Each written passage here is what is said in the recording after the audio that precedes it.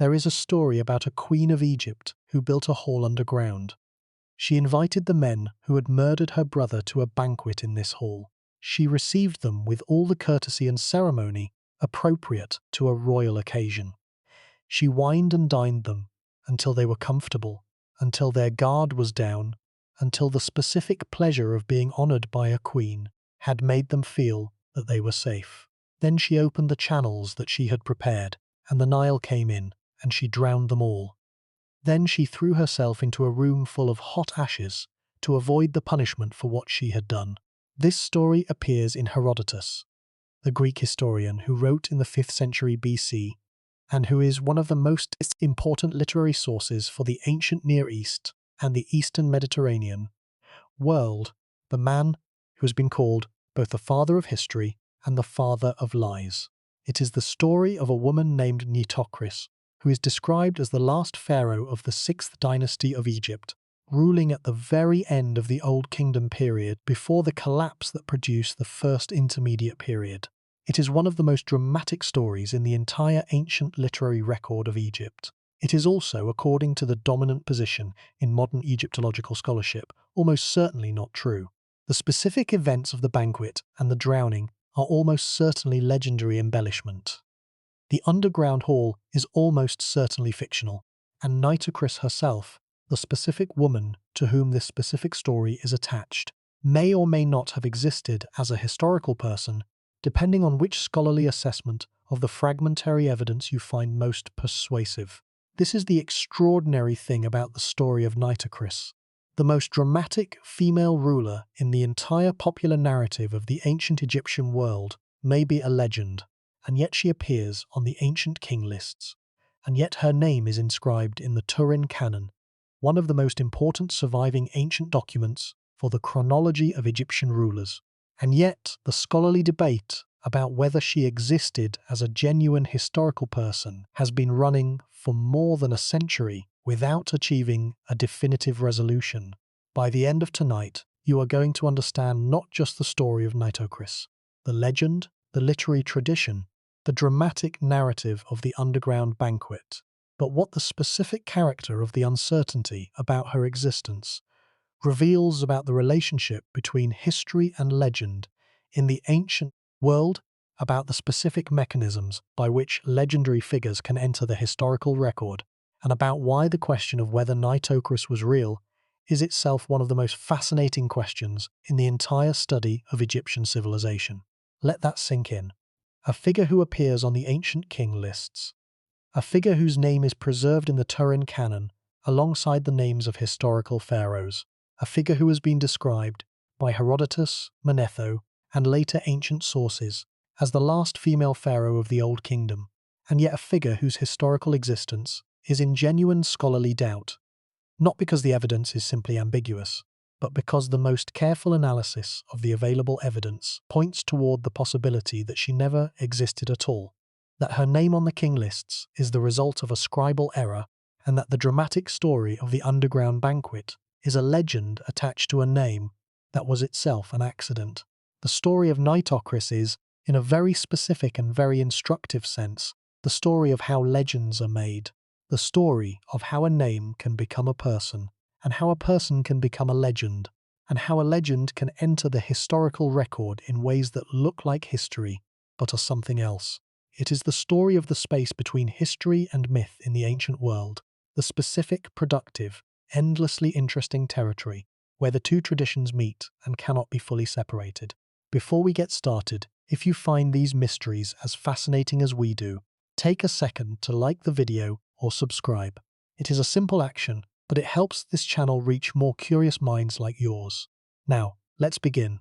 The story of Nitocris has captured the imagination of every period and culture that has encountered it. Ancient Greek and Roman writers repeated it with evident relish, each adding their own embellishments to the core narrative of the banquet and the drowning. Medieval Arab scholars who wrote about Egypt's ancient history included her story in their compilations. Modern novelists and filmmakers have returned to it repeatedly, drawn by the specific combination of dramatic vengeance and royal tragedy that the story offers. And behind all of this cultural fascination, the scholarly debate has been running quietly for more than a century. Was she real? Was there an actual woman named Nitocris who actually governed Egypt at the end of the Sixth Dynasty, in the turbulent last years of the Old Kingdom? Or was she a legend, a figure constructed from fragmentary evidence, misread inscriptions, and the specific human tendency to find dramatic stories in the ambiguous residue of the distant past? The answer, as this account will argue, is something more complex and more interesting than either a simple yes or a simple no. It is a story about the specific mechanisms of legendary formation, about the specific character of the ancient literary tradition's engagement with the past, and about what the uncertainty about Nitocris tells us about the nature of historical knowledge at the boundary between the recoverable and the irretrievably lost. The story begins in the late Old Kingdom, at the moment when the most institutionally sophisticated civilization the ancient world had yet produced was approaching the specific structural crisis that would temporarily end its extraordinary three-century run of achievement.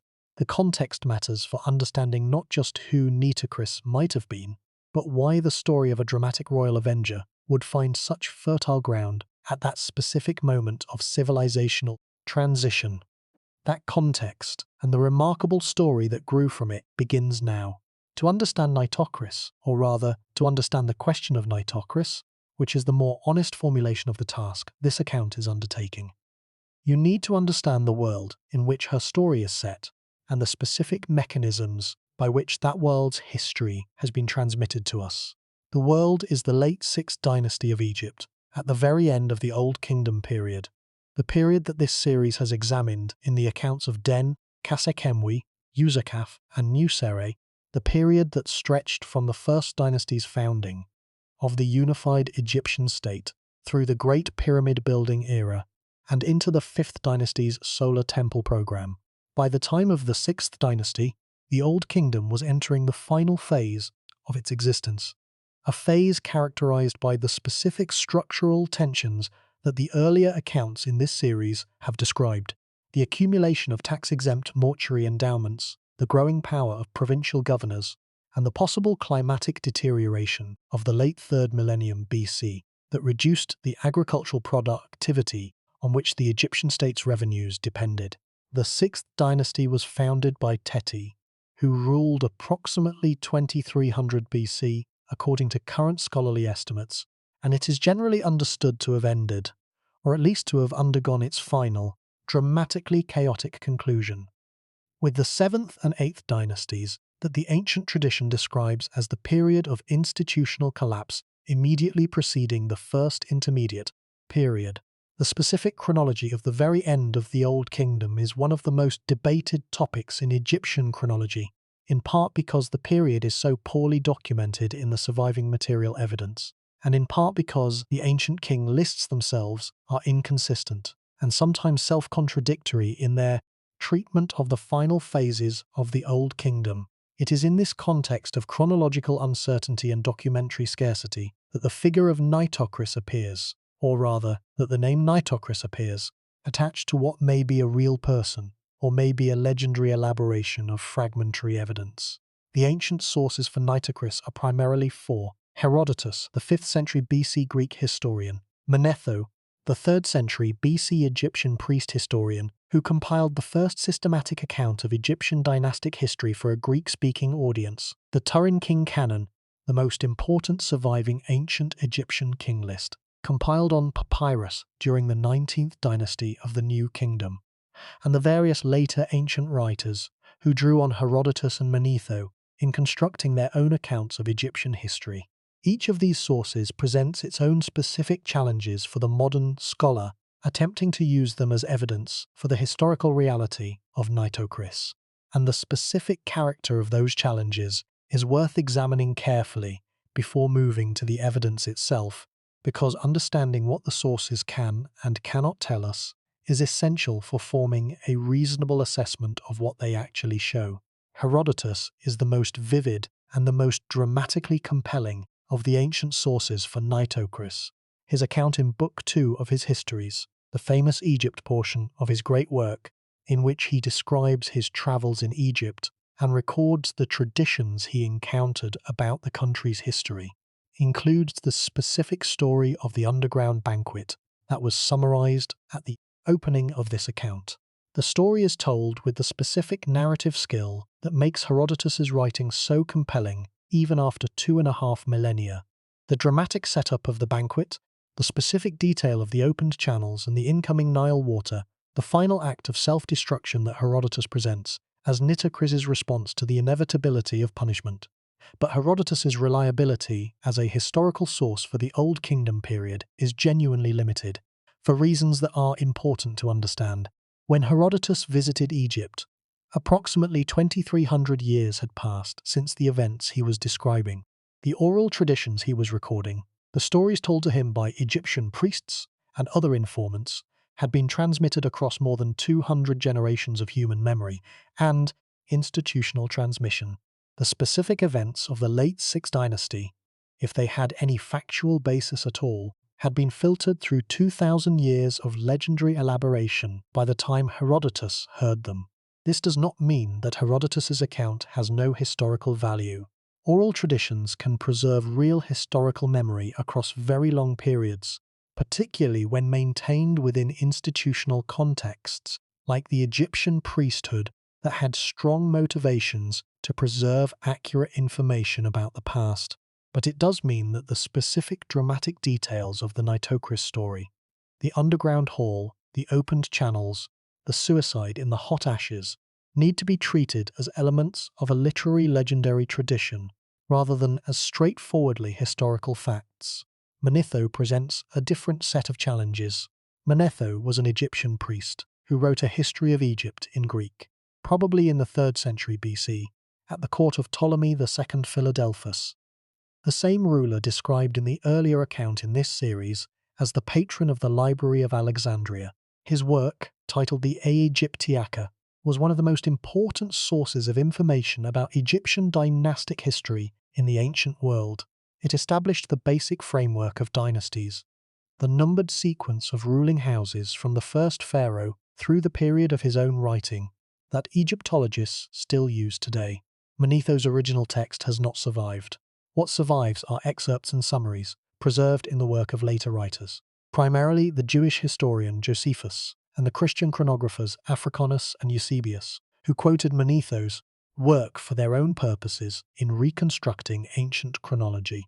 The problem is that these later summarists are not consistent with each other in their treatment of the Manetho material, suggesting that they had access to different versions of Manetho's text or interpreted the same text differently. In the Manetho tradition, as preserved in the later sources, Nitocris appears as the last ruler of the Sixth Dynasty. She is described in some versions as the most beautiful woman of her time and the most noble and courageous of all women who had ruled Egypt. The specific dramatic story of the banquet and the drowning is not part of the Manetho tradition in the versions that survive.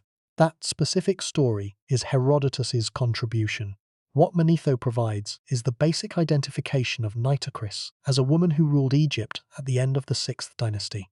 The Turin King canon is the most important surviving ancient Egyptian king list, and its treatment of the period around the end of the Sixth Dynasty is both crucial for the Nitocris question and deeply challenging for the scholar who tries to use it as evidence.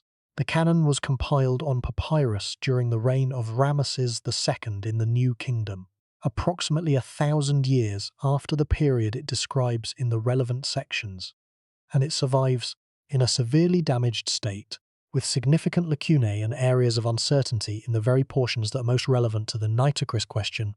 The specific treatment of the end of the Sixth Dynasty in the Turin canon is contested among specialists, and the specific reading of the relevant entries has been a subject of scholarly debate that has not been definitively resolved. This debate is at the centre of the modern scholarly question about Nitocris, and it deserves careful examination. The discovery moment for the modern scholarly understanding of this question came not with a single dramatic archaeological find, but with the sustained analysis of the Turin canon over more than a century of Egyptological scholarship, analysis that progressively revealed the specific character of the evidence and the specific nature of the interpretive challenges it poses. The German Egyptologist Kim Rieholt whose comprehensive study of the Second Intermediate Period, published in 1997 CE, included a detailed analysis of the Turin Canon's treatment of the late Old Kingdom period, produced what many specialists consider the most important modern reassessment of the Nitocris question. Ryholt's analysis, based on a careful re-examination of the specific hieratic script in which the relevant entries are written, led him to a specific and dramatic conclusion that the name Nitocris in the Turin Canon is not the name of a person at all, but the result of a scribal misreading of a different text, that what the canon actually records at the relevant point is not the name of a female pharaoh, but a specific epithet of another pharaoh whose identity has been misidentified by the scribe who compiled the canon. If Ryholt's reading is correct, it has profound implications. The entire scholarly tradition about Nitocris as a historical pharaoh may rest on a scribal error. The name may not represent a real person, and the dramatic story of the underground banquet may be a legend attached to a name that was itself an accident. This is the foundation of the Nitocris question. The following sections examine the evidence in the full detail it requires.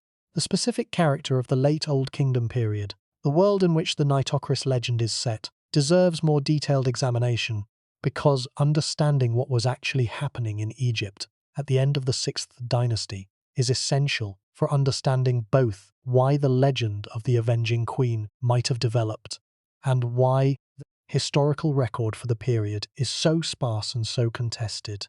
The Sixth Dynasty was, by the evidence of the surviving material record, a period of genuine achievement and genuine institutional vitality for most of its duration. The pyramid texts, the extraordinary religious literature inscribed on the walls of the burial chambers of the final Fifth Dynasty and the subsequent Sixth Dynasty pyramids, represent the most sophisticated surviving expression of the Old Kingdom's theological tradition. The specific literary achievement that this series has described as one of the most important contributions of the Old Kingdom period to the subsequent history of Egyptian religious thought. The Sixth Dynasty rulers who built these inscribed pyramids, Unas, Teti, Pepi I, Merenre, Pepi II, were rulers of genuinely capable and genuinely accomplished reigns. But the structural problems that were accumulating across the Old Kingdom were becoming increasingly severe by the end of the Sixth Dynasty.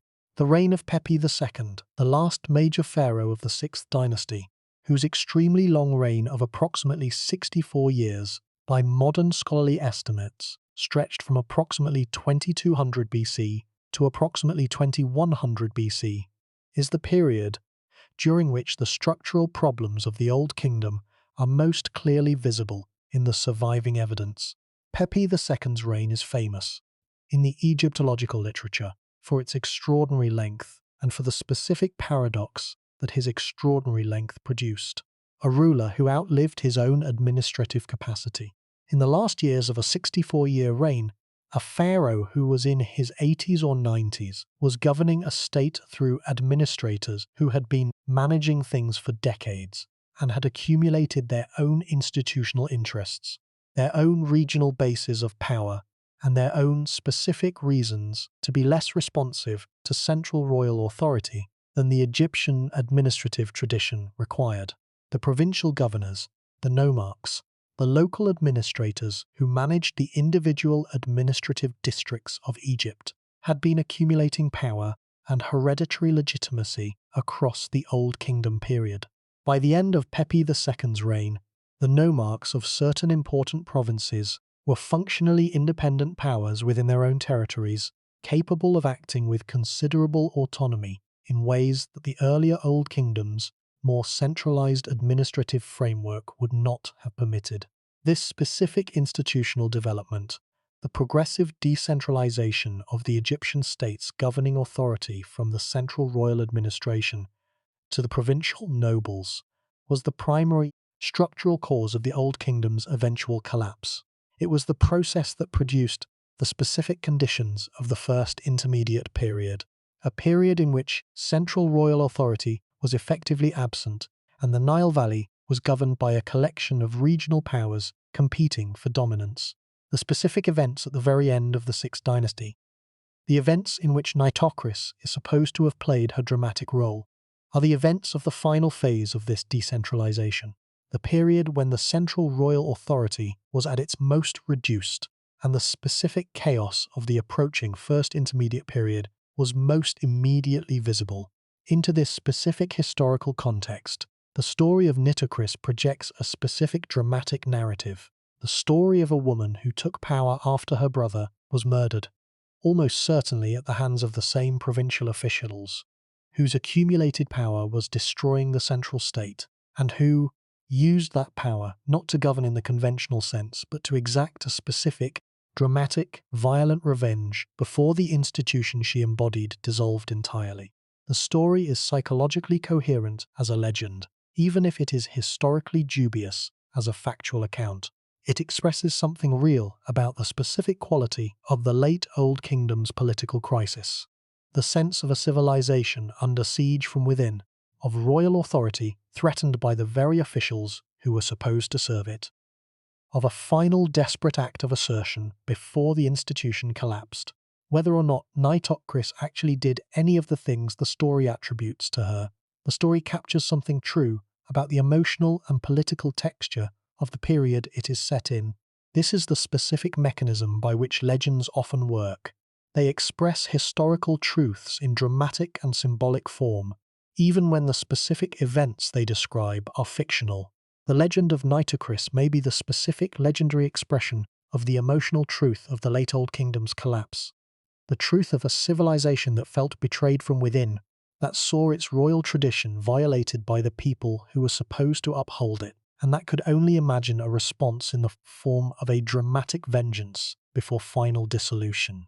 The scholar who has done the most comprehensive modern analysis of the literary tradition of Nitocris, as opposed to the historical critical analysis of whether she existed, is the British classical scholar Penelope Wilson, whose examination of the specific character of the Herodotian account places it within the broader context of the Greek literary tradition's engagement with Egyptian history. Wilson noted that the Nitocris story has specific structural features that are characteristic of Greek legendary narrative rather than of genuine Egyptian historical tradition, features that suggest Herodotus was working with material that had already been substantially shaped by the specific conventions of Greek legendary storytelling, rather than with raw historical memory. These structural features include the specific revenge narrative structure, the murdered brother, the deceptive banquet, the dramatic self-destruction, which are characteristic of a specific type of Greek legendary story about powerful women who act outside the normal constraints of their social position. This narrative pattern appears in other Greek legends and suggests that the Nitocris story may have been substantially shaped by the specific conventions of Greek legendary tradition, even if there was some Egyptian historical substrate beneath it. Whether that Egyptian historical substrate was the story of a real woman named Nitocris, or simply the ambiguous evidence of the Turin canon misread by Herodotus's informants, is the specific question that the following sections address. The question is not simple, the answer is not certain, but the examination of the evidence leads to a specific and instructive conclusion: that the uncertainty about Nitocris is itself one of the most important things we can know about her, because it reveals the specific character of the ancient world's relationship to its own history, the specific ways in which historical memory and legendary elaboration were intertwined in the ancient tradition in ways that the modern distinction between history and myth does not fully capture. This account examines both the evidence for the historical question, was she real? And the meaning of the legendary tradition, why does the story exist, and what does it tell us? Both questions are important, both deserve their careful examination, and both lead, through different paths, to the same conclusion: that Nitocris, whether real or legendary or both, is one of the most fascinating figures in the entire ancient literary tradition of Egypt, and that the specific character of the uncertainty about her existence is itself one of the most illuminating things about the ancient world's relationship to its own past. The examination begins in the following section with the core of the scholarly debate, the specific question of the Turin canon reading, and what the modern analysis of that reading tells us about the historical status of the figure at the center of one of the most dramatic stories in the history of the ancient world. One final element of the foundation deserves attention before the examination of the core problem begins: the specific scale of the scholarly tradition that has engaged with the Nitocris question, because the depth and the duration of the scholarly debate is itself evidence for the genuine difficulty of the question. The question of Nitocris's historical existence has been a subject of Egyptological discussion since at least the mid-19th century CE, when the systematic study of the ancient king lists first made it possible to assess the relationship between the literary tradition of Nitocris and the documentary record of the Egyptian state. The specific interventions of the most important modern scholars, Petrie, Gardner, von Beckerath, Reiholt, Quirk, have each added specific dimensions to the understanding of the problem without resolving it conclusively, and the specific publication history of the debate, the academic papers, the responses, the counter-responses, the revised assessments, stretches across more than a century of specialized scholarship. This longevity is not a sign of scholarly indulgence or of a trivial question that has received more attention than it deserves. It is a sign of the genuine difficulty of the problem, the specific difficulty of the evidence, the contested character of the key passages, and the broader significance of the question for the understanding of the transition from the Old Kingdom to the First Intermediate period. The Nitocris question sits at the intersection of three major scholarly concerns: the chronology of the late Old Kingdom, which is itself one of the most debated topics in Egyptian chronological scholarship, the reliability of the ancient literary tradition for historical knowledge of the Old Kingdom period, and the broader question of female governance in the ancient Egyptian world that the preceding account in this series addressed in the case of Merneith. All three of these concerns are active in the scholarly debate about Nitocris, and all three deserve attention in the examination that follows. The examination is the subject of the following sections. The foundation is now established. The scale of the question is clear. The core problem, the specific scholarly question of whether Nitocris existed as a historical person, and what the evidence for and against her existence shows, is what Section 3 now addresses. The core problem is both a historical question and a methodological one. The historical question is, was there a real woman named Nitocris who governed Egypt at the end of the Sixth Dynasty? The methodological question is, how do we evaluate the available evidence for this claim, and what does the specific character of the uncertainty tell us about the nature of historical knowledge at the boundaries of the ancient record? Both questions matter. Both are addressed in what follows. The examination begins now. The examination that follows is organized around the specific categories of evidence that bear on the Nitocris question: the ancient literary sources, the archaeological record, the king lists, the Turin canon, and the comparative analysis of legendary formation in the ancient world.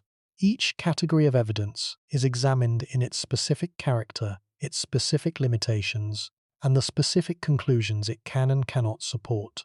The examination is conducted with the specific intellectual honesty that the Nitocris question requires, the acknowledgement that certainty is not available, that the most careful analysis of the available evidence leads to conclusions that are probabilistic rather than definitive, and that the most important thing about the Nitocris question may not be the answer, real or legendary, but the specific character of the question itself.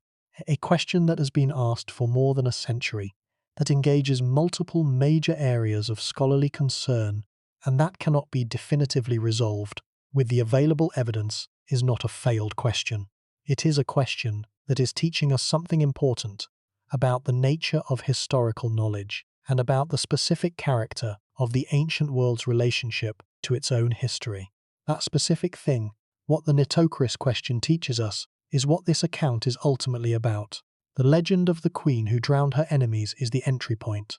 The question of what lies beneath the legend is the real subject. The question is examined in the following sections. Beginning now with the specific scholarly debate that has been at the center of the Nitocris question for the past century and more. The debate is the subject of the core problem section. The evidence for it is in the Turin Canon, in Herodotus, in Manetho, and in the specific analysis of each of these sources that the best modern scholarship has produced. The analysis is demanding. The evidence is fragmentary. And the conclusion, the specific assessment of where the weight of the evidence falls and what it most plausibly tells us about the historical status of Nitocris, is the most important scholarly contribution this account can make to the story of the legendary queen who drowned her enemies. The contribution begins in section 3. This section has established the foundation, the late Old Kingdom context, the 4 primary ancient sources for Nitocris, the specific scholarly tradition that is engaged with the question of her historical existence, and the dual character of the investigation as both a historical inquiry and a methodological reflection on how historical knowledge is constructed at the boundaries of the recoverable past. Now the core problem, the specific question of whether Nitocris existed, examined with the full attention that the evidence demands and the intellectual honesty that the uncertainty requires.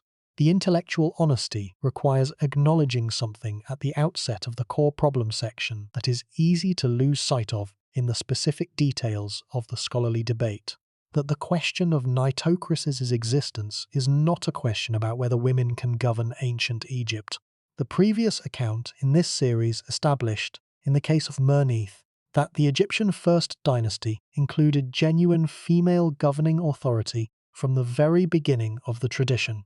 The Sixth Dynasty, 2,000 years later, was a tradition that had already accommodated female governance multiple times in its history. The question is not whether a woman could have governed Egypt at the end of the Sixth Dynasty. The question is whether this specific woman, this specific name, refers to a historical person or to a legendary construction. That distinction between the question of female governance and the question of historical existence matters for what follows. The core problem is purely about the latter, the purely historical question. Was there a specific woman named Nitocris who governed Egypt at the end of the Sixth Dynasty, and who took the specific dramatic actions that the ancient sources attribute to her? The answer, as carefully assessed as the available evidence permits, is the subject of section 3. The foundation is now complete. The scale is established. The examination of the core problem begins now. Section 3 follows with the full examination. The foundation has been laid. The scale of the question has been established. The 4 primary ancient sources have been introduced, and their specific limitations noted. The historical context of the late Old Kingdom has been described, and the specific scholarly tradition that has been engaging with the Nitocris question for more than a century has been placed in its full intellectual context. All of this preparation makes the examination of the core problem possible, and the core problem, examined with the full care and the full intellectual rigor the evidence demands, is the subject of everything that follows. The examination is extensive because the question is genuinely complex and the evidence is genuinely difficult. But the length of the examination is warranted by the specific character of what is at stake. The question of whether one of the most famous figures in the popular history of ancient Egypt was real, and what the answer, whatever it turns out to be, tells us about the ancient world's relationship to its own history.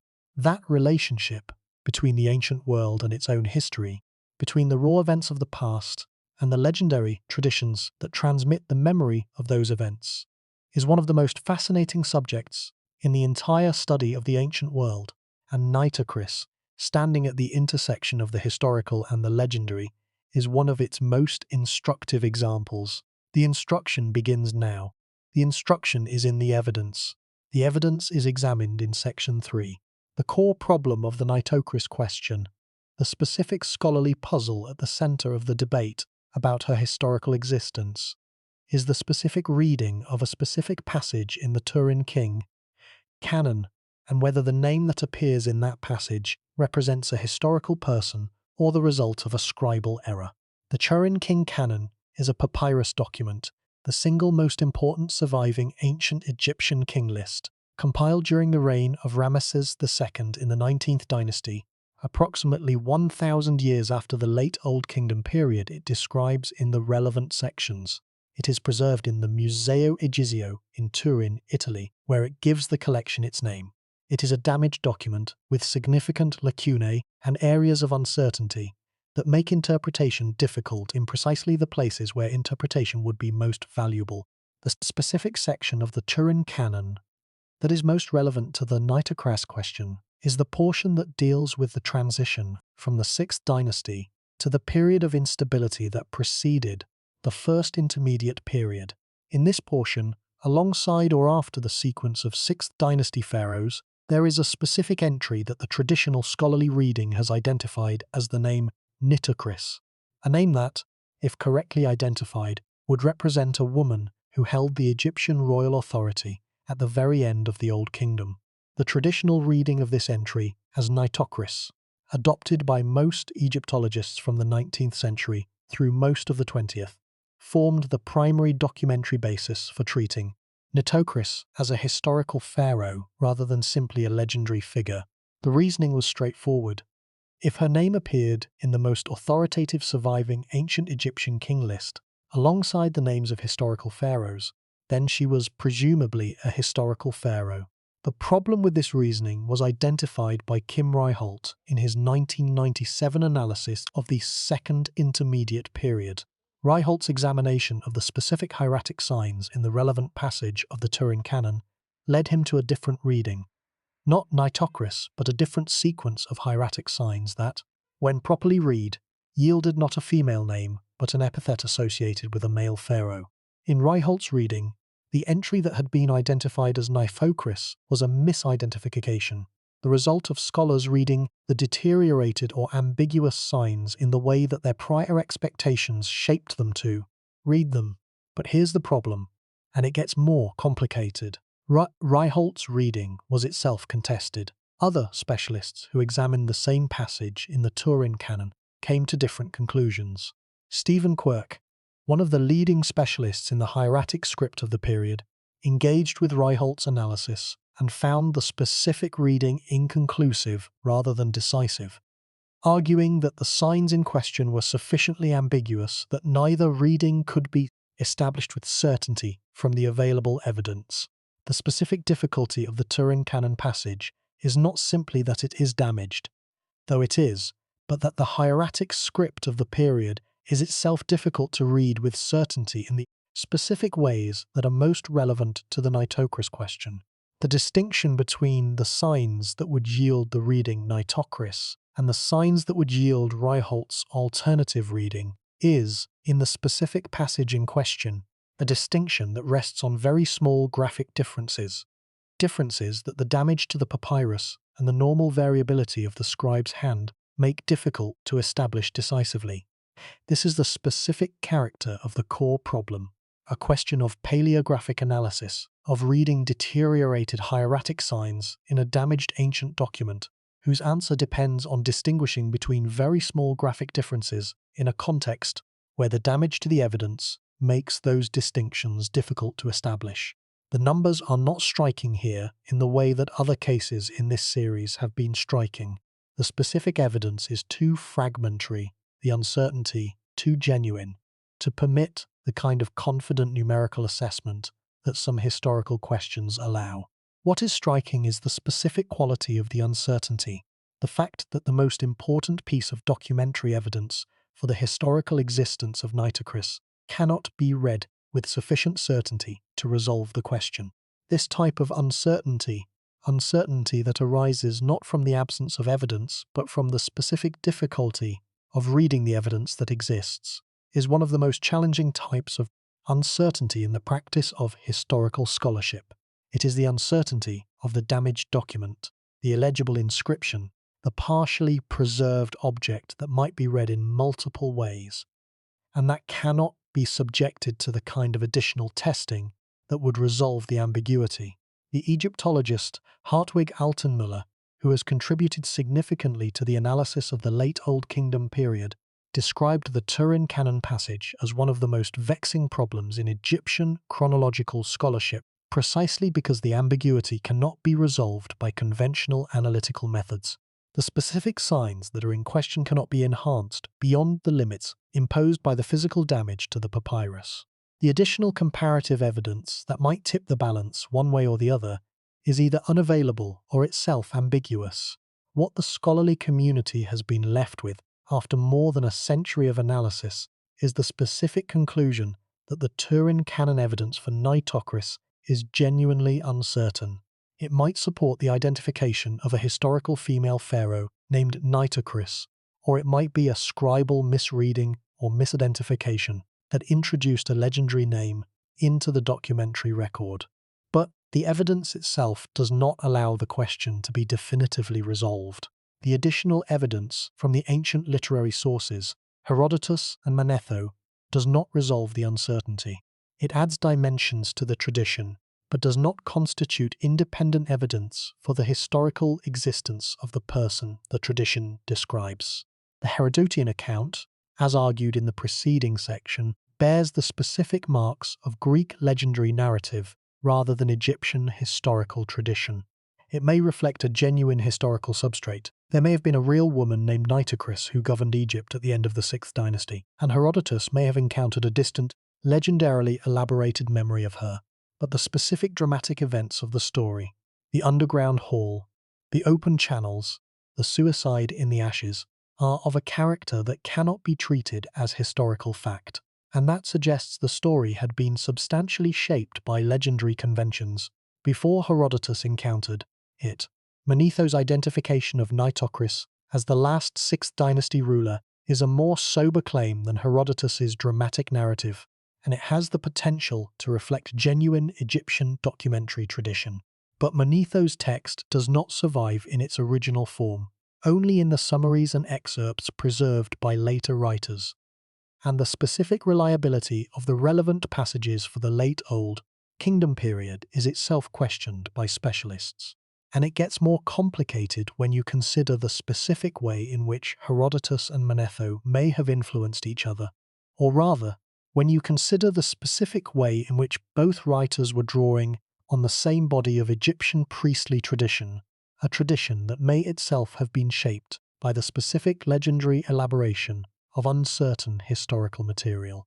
The relationship between Herodotus and Manetho on the Nitocris tradition is itself a scholarly puzzle. The specific convergence of their accounts, both placing Nitocris at the end of the Sixth Dynasty, both associating her with female governance at a period of dynastic crisis, could indicate that both were drawing on a genuine historical tradition about a real historical person.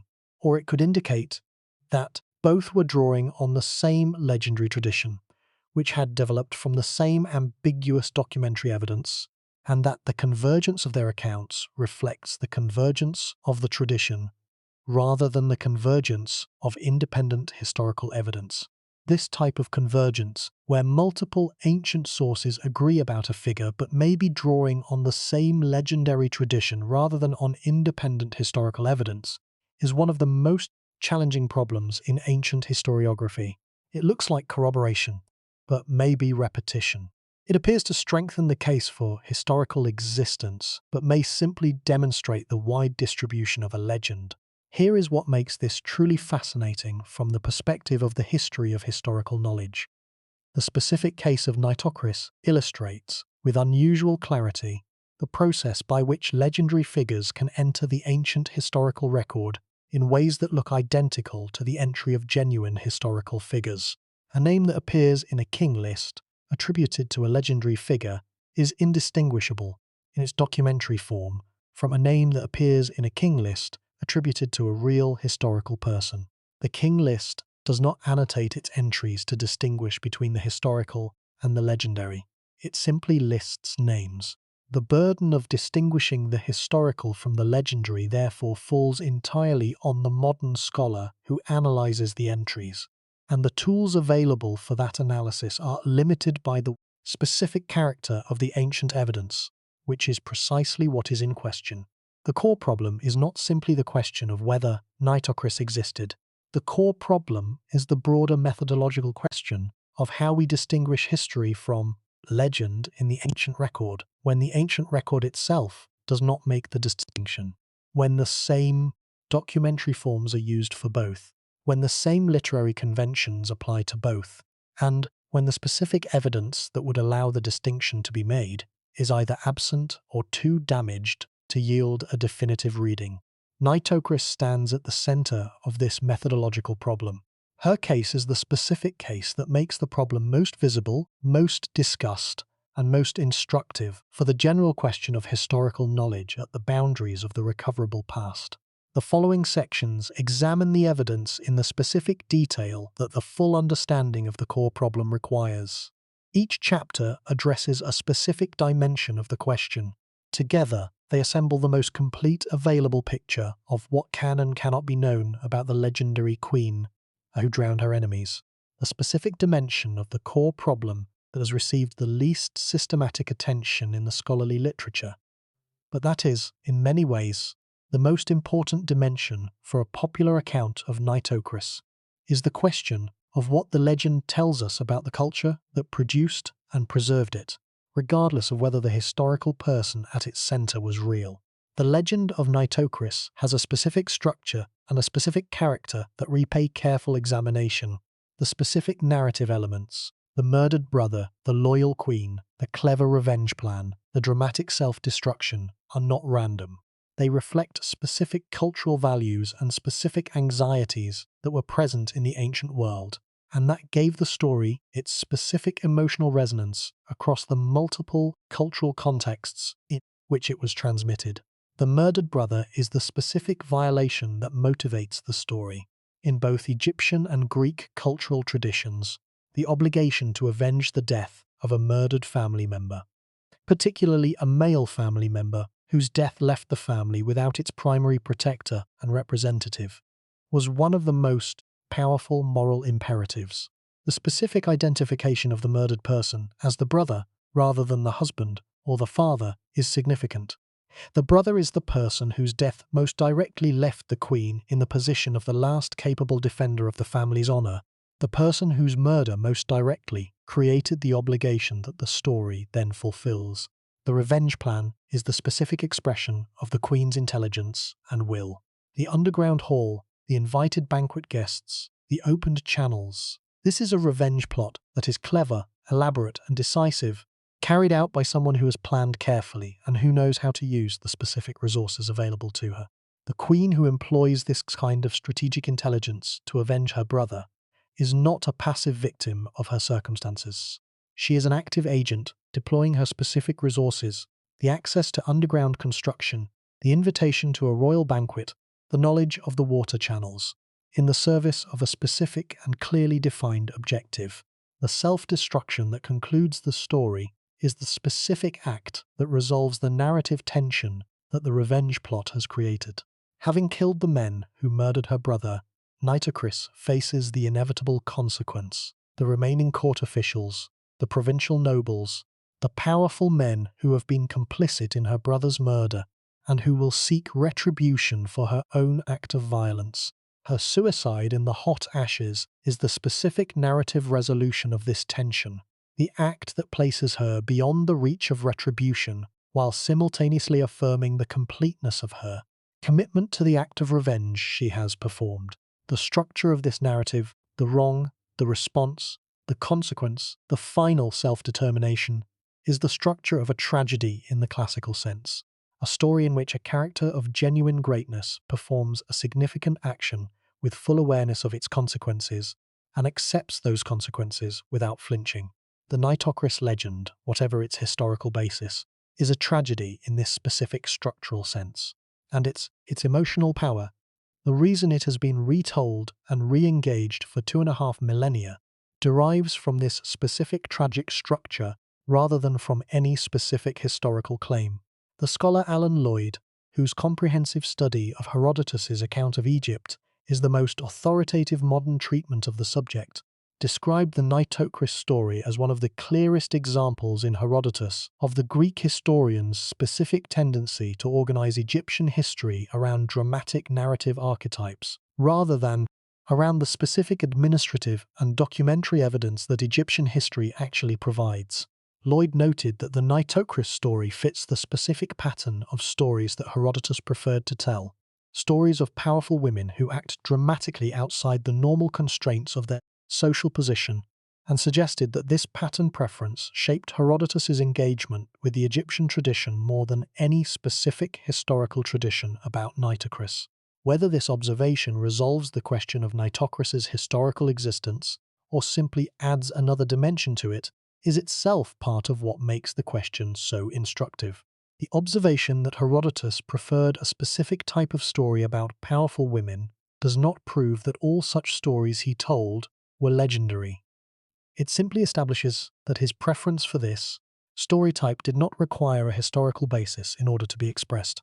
He could have been telling a genuine historical tradition, or he could have been shaping ambiguous evidence into the narrative form he preferred, and the formal character of the story does not allow us to distinguish between these possibilities.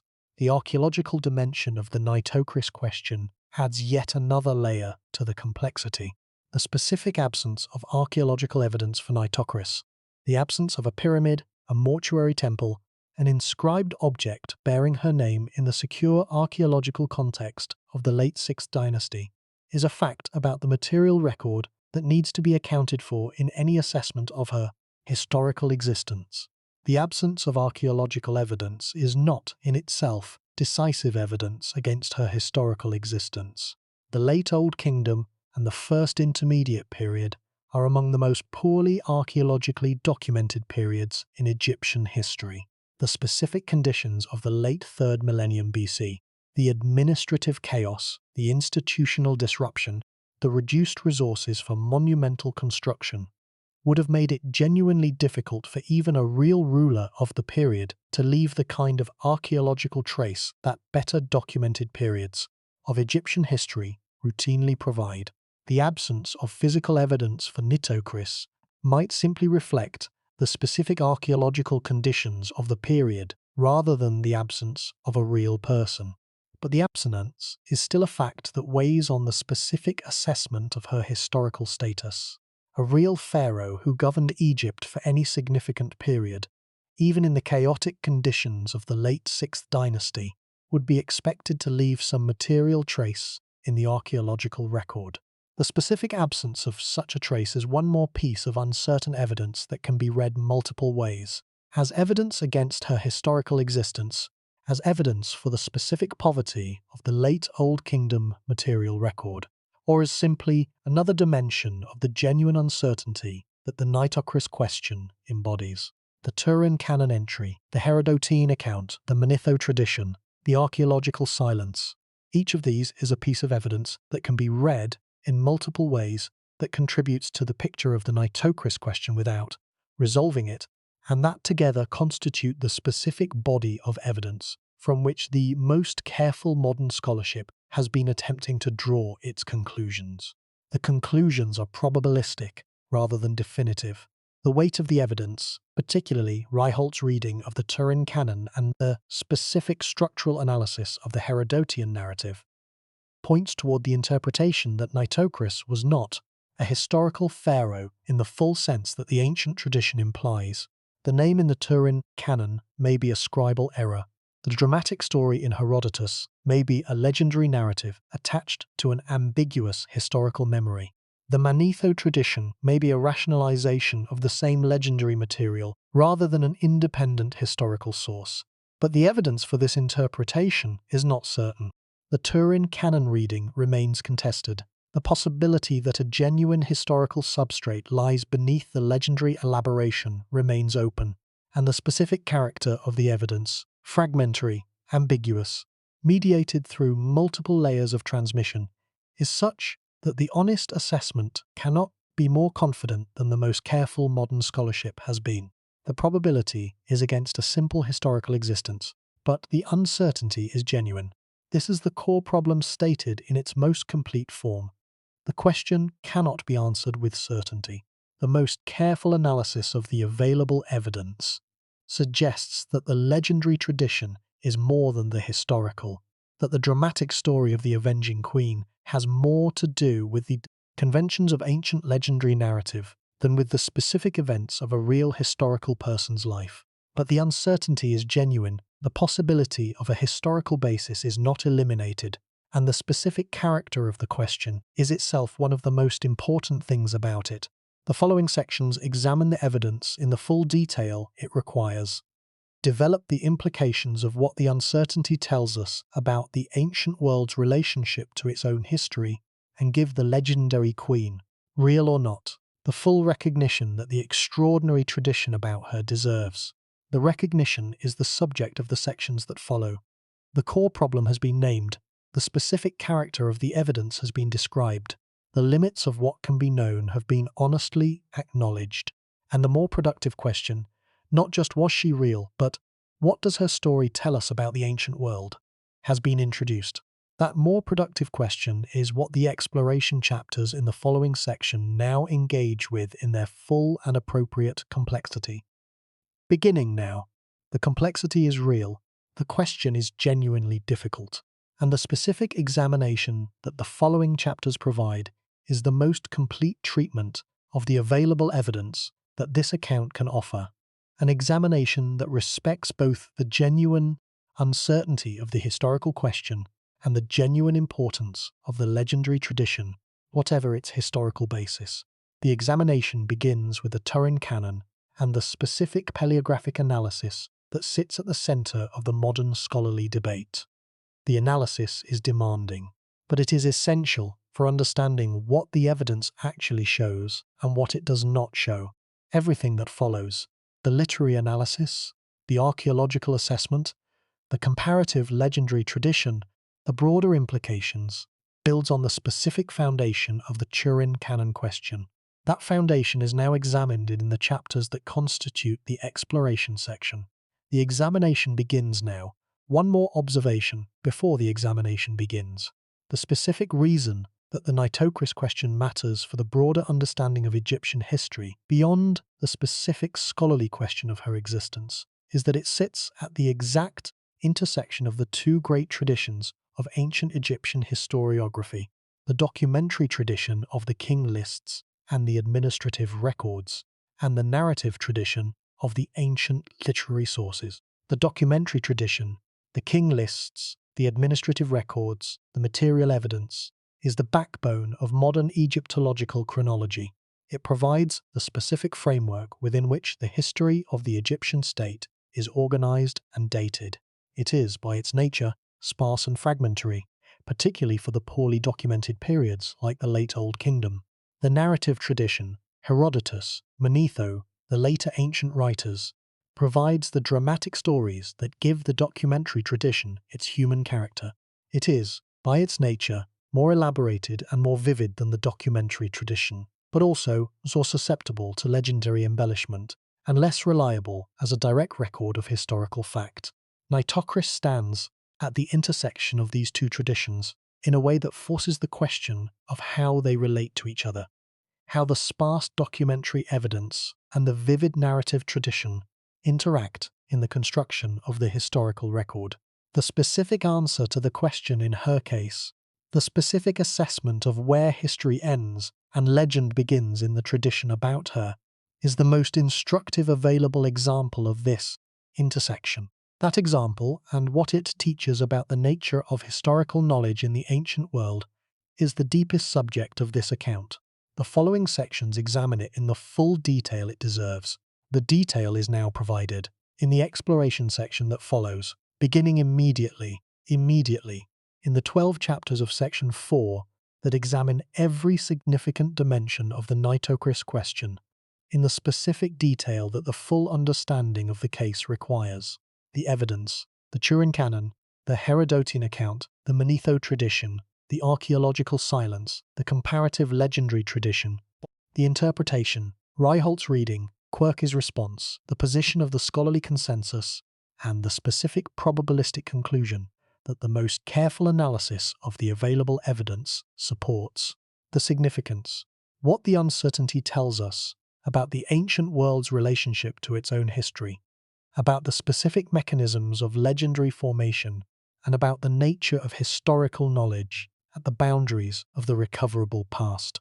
All of this in the chapters that follow, all of it in the service of the fullest possible understanding of the legendary queen who drowned her enemies, and of what her story, real or legendary, tells us about the civilization that produced it. The chapters begin now. The chapters begin now, beginning with the Queen's own tradition, the specific ancient sources that preserved her story, and then moving to the specific modern scholarly analysis that has most productively engaged with the question of what that tradition actually shows, and then, in the later chapters, drawing the specific conclusions that the evidence most honestly supports. The legendary queen and what her legend means. That is the subject. The following chapters are the examination. The examination covers everything the evidence allows. The documentary sources, the narrative tradition, the archaeological silence, the comparative analysis, the methodological implications. It covers what is known, what is uncertain, and what cannot be known from the available evidence. And it covers what the uncertainty itself teaches, the specific thing that makes the Nitocris question so valuable, even in its irresolution. The value of the irresolution is the value of any genuinely difficult question that rewards careful examination without yielding to simple answers. It forces the examiner to think more carefully, to hold uncertainty more honestly, and to appreciate the specific complexity of the ancient world more fully than simple answers would permit. That fuller appreciation is what this account aims to provide. The chapters of Section 4 now begin to deliver it. The delivery begins with the Turin canon. It continues through Herodotus.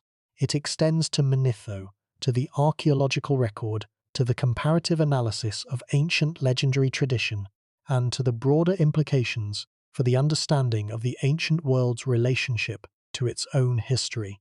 Each chapter in the delivery adds a specific dimension to the full picture. The full picture, assembled from all the dimensions, is the most complete available account of the legendary queen who drowned her enemies and of what her story tells us about the civilization that produced it. The delivery begins now. In Chapter 1 of Section 4, with the Turin canon, the central documentary evidence for the Nitocris question, and the specific analysis that the scholarly debate has produced about what the relevant passage in the canon actually shows. The chapter examines the specific paleographic question, the competing readings, and the specific reasons why the scholarly consensus has moved towards skepticism about the historical existence interpretation without fully abandoning it. The chapter begins now. The chapter begins with a scholar, a papyrus, and the specific problem of reading damaged ancient script. It begins, in other words, exactly where the Nitocris question begins for the modern scholarly tradition, at the specific moment when the evidence and the interpretation first diverge, and the uncertainty that has defined the question ever since first becomes visible. That moment, and everything that has followed from it, is the subject of Section 4. Section 4 begins immediately. The core problem has been fully stated. The evidence has been introduced. The uncertainty has been acknowledged. And the specific methodology for engaging with the uncertainty, the specific intellectual approach that this account brings to the question, has been made explicit. Follow the evidence honestly, acknowledge the limits of what can be known, and recognize that the uncertainty itself is one of the most important and most instructive things about the Nitocris question. That approach is what the following chapters embody. They begin now with the Turin canon, and they end with the broader implications for the understanding of history and legend in the ancient world. The beginning is now. The Turin canon, the paleographic analysis, the specific uncertainty at the center of a century of scholarly debate, and behind all of it, the legendary queen herself. The woman who may or may not have existed, whose story has been told for 2,500 years, and whose specific uncertainty is one of the most instructive puzzles in the entire history of Egyptian scholarship. She may have been real, she may have been legendary, she was certainly extraordinary, and the examination of what the evidence can and cannot tell us about her is what Section 4 now provides. The examination now, in Section 4, in 12 chapters, in the full detail the question deserves and demands, the legendary queen and what her legend means, beginning now, with the Turin canon, with the scholar who challenged the reading, with the question that has not been resolved, and with everything that the question has taught and continues to teach about the ancient world's relationship to its own history. The examination begins.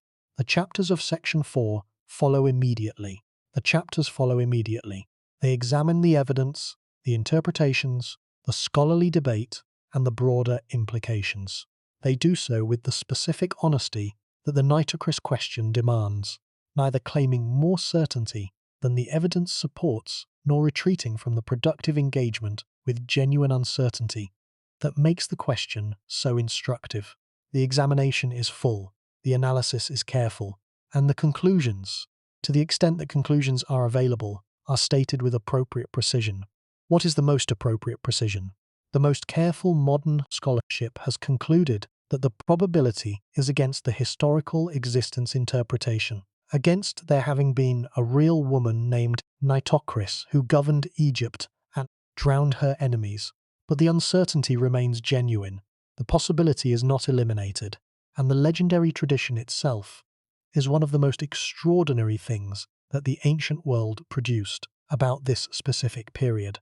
That extraordinary tradition, and the question of what lies beneath it, is what the following chapters examine. Beginning with Chapter 1, which examines the Turin Canon.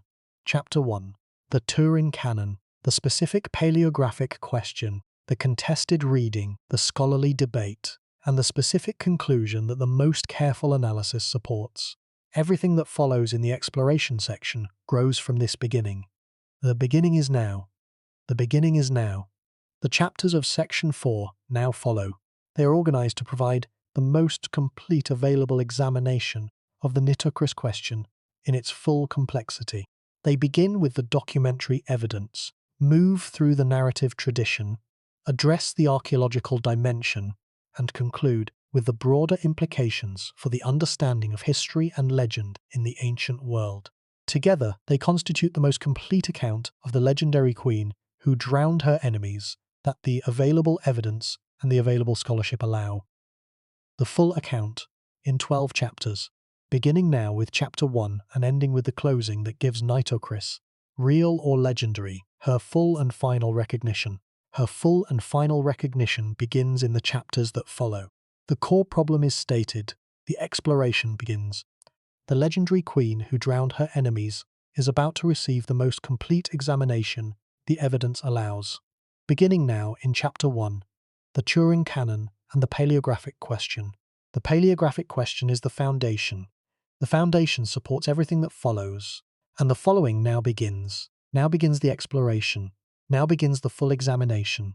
Now begins the most complete account of the Nitocris question that the available evidence allows. And now begins the recognition, careful, honest, fully warranted by the evidence, that the legendary queen who drowned her enemies deserves. She deserves it. The examination delivers it. Beginning now, Chapter 1. The Turin Canon and the paleographic question. The Turin King Canon sits in the Museo Egizio in Turin, Italy, in a state that makes it simultaneously the most important and the most challenging of the surviving ancient Egyptian king lists.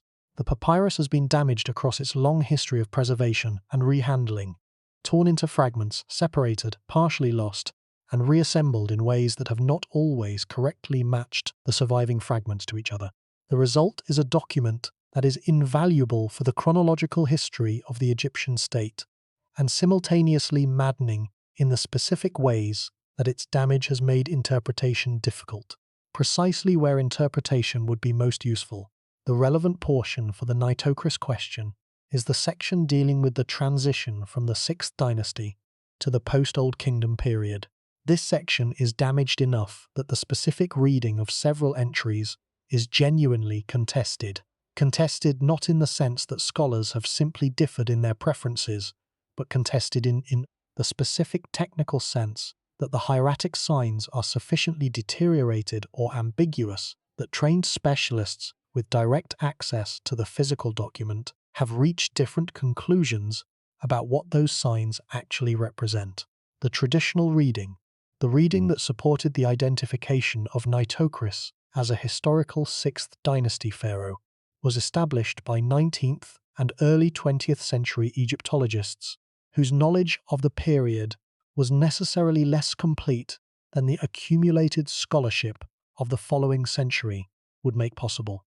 These scholars read the relevant entry as giving a female name and a specific reign length that placed a female ruler at the end of the Sixth Dynasty. Kim Ryholt's reanalysis, published in 1997 CE as part of his comprehensive study of the Second Intermediate Period, challenged this reading directly. Ryholt argued that the relevant hieratic signs read with the full benefit of the accumulated paleographic knowledge of 20th century Egyptological scholarship yielded not a female name but a different sequence entirely. One that, in Ryholt's analysis, referred not to a female pharaoh named Nitocris, but to a specific epithet or a different name altogether. The specific technical details of Ryholt's argument are difficult to convey in summary without specialist knowledge of hieratic paleography, because they depend on very small graphic distinctions between specific hieratic signs. Distinctions that are meaningful to the trained eye, but that are not immediately accessible to the non-specialist. What can be said is that Ryholt's argument rested on specific graphical analysis of the relevant signs, on comparative evidence from other hieratic documents of the period, and on the specific internal logic of the canon's organization in the relevant section. Stephen Quirk's response to Ryholt, published in a scholarly exchange that gave the question of the canon reading the sustained specialist attention it deserved, found the specific reading inconclusive rather than settled. Quirk did not defend the traditional reading as clearly correct. He found both readings insufficiently certain to permit the confident adoption of either. This specific scholarly outcome, the conclusion that neither reading can be established with certainty, is the most honest available assessment of the state of the evidence. It means that the Turin canon, while the most important documentary source for the Nitocris question, cannot by itself resolve the question of her historical existence. The document is too damaged, the relevant signs are too ambiguous, and the competing readings are too evenly matched in their specific evidential claims for the document alone to settle the debate. Chapter 2. The Herodotean account in detail. The Herodotean account of Nitocris is found in Book 2 of the Histories, in the section where Herodotus discusses Egyptian pharaohs from the earliest period through to the Persian conquest. The passage about Nitocris is brief, a few sentences, but vivid. The murdered brother, the vengeful plan, the underground hall, the banquet guests drowned by the incoming Nile water, the final self-destruction. Herodotus introduces her with a specific description that is worth noting. He calls her the most noble and beautiful woman of her time. This description is a standard element of ancient literary portraits of remarkable women, the attribution of exceptional beauty alongside exceptional qualities of character, and its presence in the Herodotean account is one of the specific markers that the account belongs to the conventions of literary legendary rather than documentary history. The specific narrative structure of the revenge plot deserves more careful examination. The underground hall that Nitocris supposedly built is a specific element that has attracted significant scholarly attention because the specific details of its construction, the channels that connect it to the Nile, the specific mechanism by which the Nile water is admitted, suggest a specific engineering knowledge that would have been available in ancient Egypt, but that also fits the specific pattern of ancient legendary narratives about clever engineering feats performed by remarkable individuals. Ancient legendary tradition, both in Egypt and in Greece, has a specific fondness for stories of underground structures with hidden mechanisms. The Labyrinth of Daedalus, the Tunnel of Eupolinos, various stories about Egyptian pyramids containing hidden chambers and traps. The underground banquet hall of Nitocris fits this specific narrative pattern, suggesting that it may be a legendary elaboration of the revenge theme rather than a description of an actual engineering project. The self-destruction that concludes the story, the room full of hot ashes, is another specific element that deserves attention. This detail is unusual in its specific character. Not the suicide by sword or poison that Greek legendary tradition typically favoured, and not the water burial that the story's Egyptian setting might suggest.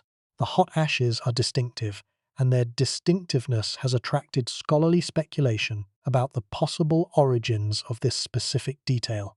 Alan Lloyd's comprehensive analysis of the Herodotian account suggested that the specific detail of the ashes may reflect a genuine ancient tradition about a method of death associated with Egyptian royal suicide that Herodotus or his informants preserved, even if the broader story is legendary in its construction.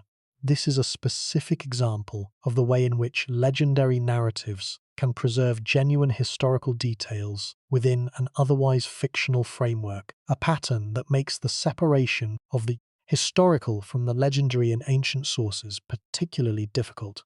Chapter 3. Manetho and the Transmission Problem. The Manetho tradition provides a different kind of evidence for Nitocris than the Herodotian account.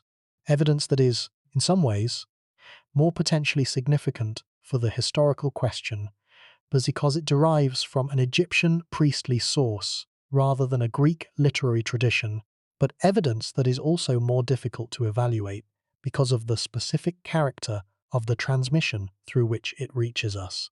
Manetho's Aegyptiaca, compiled in the 3rd century BC for a Greek-speaking audience at the Ptolemaic court of Alexandria, represented the first systematic attempt to organize the full history of the Egyptian state into a coherent chronological framework. As the court priest of Heliopolis, the very city where the Fifth Dynasty sun cult's theological tradition had been centered, as described in the accounts of Usakaf and Nuseri in this series, Manetho had access to the temple archives and the priestly scholarly tradition of one of the most important religious institutions in Egypt. His work therefore potentially reflects a genuine strand of the ancient Egyptian documentary tradition, rather than simply Greek-influenced legend, but the specific transmission problem. The fact that Manetho's original text does not survive and is known only through the summaries and excerpts of later writers introduces a specific uncertainty that makes it impossible to assess the reliability of any specific claim in the Manetho tradition without independent corroboration. The later writers who summarized Manetho, Josephus, Africanus, Eusebius, were using his work for their own purposes, in contexts that differed substantially from Manetho's original purpose, and the specific selections they made from his text reflect their own concerns, rather than any systematic attempt to preserve the full substance of the Aegyptiaca. When Africanus's summary of Manetho includes Nitocris as the last Sixth Dynasty ruler, the question is whether this reflects Manetho's own text, or whether it reflects the specific legendary tradition about Nitocris that Africanus's knowledge of Herodotus and other Greek sources had given him, and that he may have introduced into the summary even if Manetho himself had said something different. This is the specific transmission problem. The possibility that the later summarists of Manetho did not simply record what Manetho said, but shaped and supplemented the record with material from other sources they knew, sources that may have included the Herodotian legendary tradition about Nitocris. Chapter 4. The Sixth Dynasty's Political Crisis, Understanding the Political Context of the Late Sixth Dynasty. The specific historical circumstances within which the Nitocris legend is set is essential for understanding why the legend developed the specific character it has. The late Sixth Dynasty was, by the evidence of the surviving administrative records, a period of genuinely serious political crisis.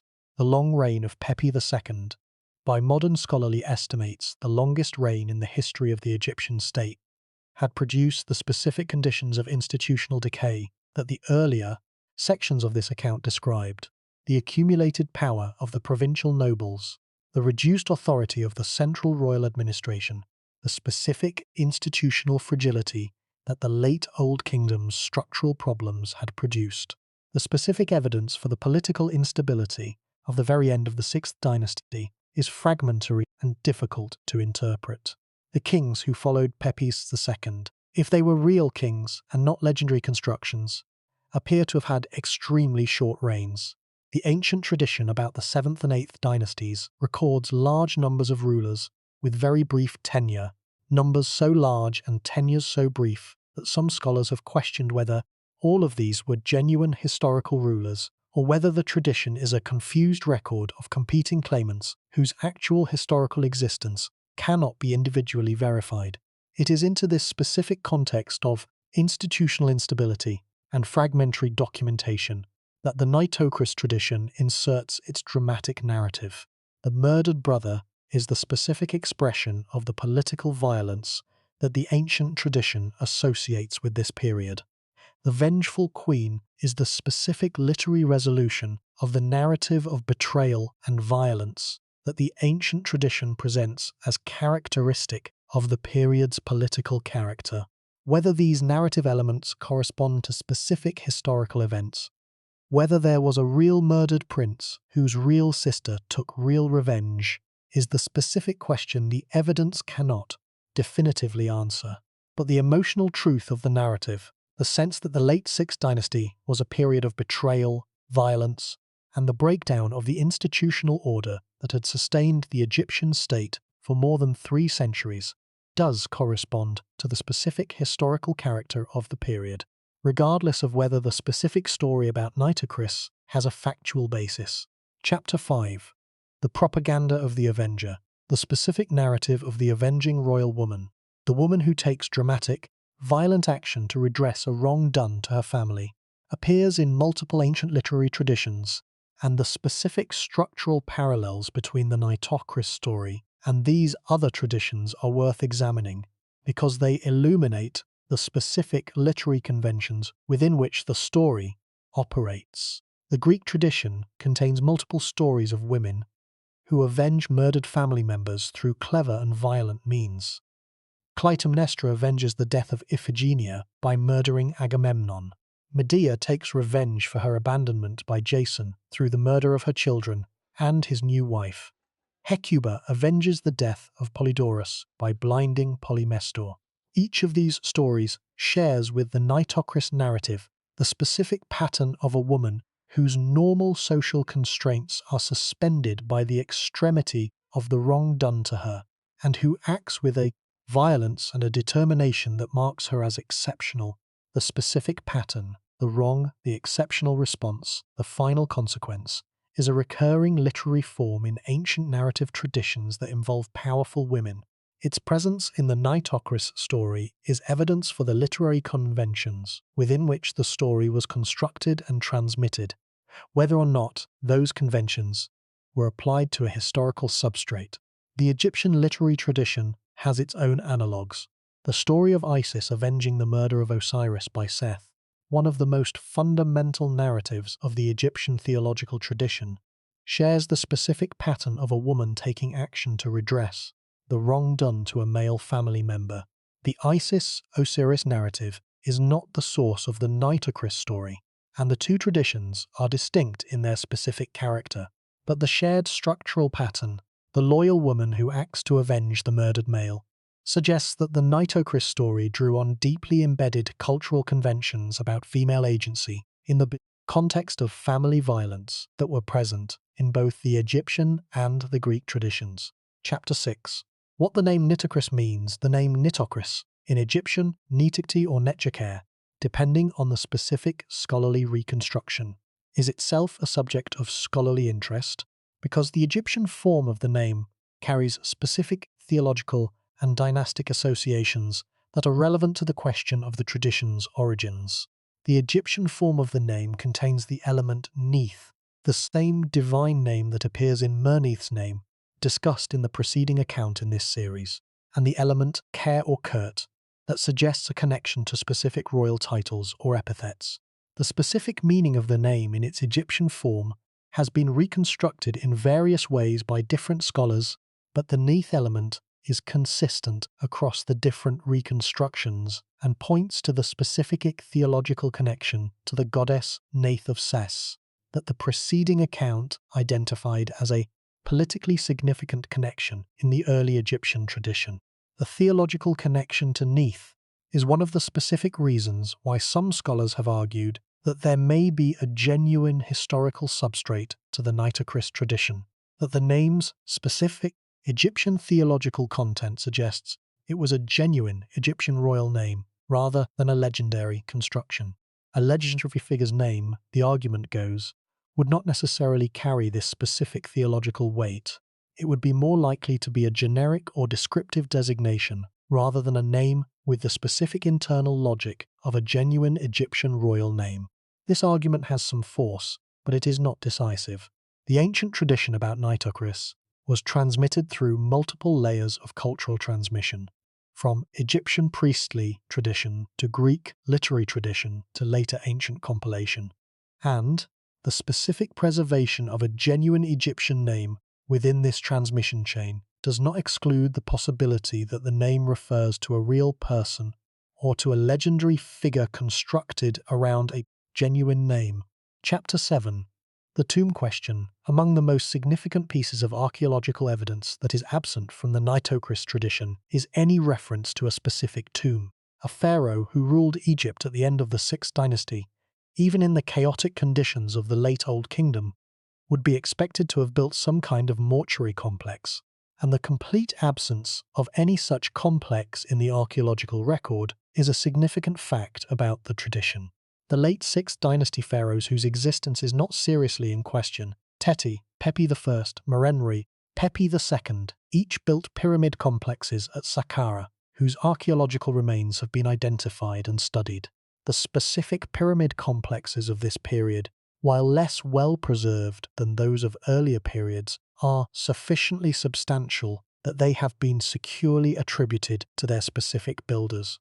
The absence of any comparable mortuary complex for Nitocris, the complete absence of any archaeological structure that can be identified as her pyramid, her mortuary temple, or any other aspect of the royal funerary apparatus, is one of the strongest pieces of negative evidence for the position that she was not a historical pharaoh. The absence could, in principle, be explained by the specific conditions of the late Old Kingdom. If she ruled for a very short period, in very chaotic conditions, with very limited resources, the mortuary construction might never have been started or might have been too preliminary to leave a lasting archaeological trace.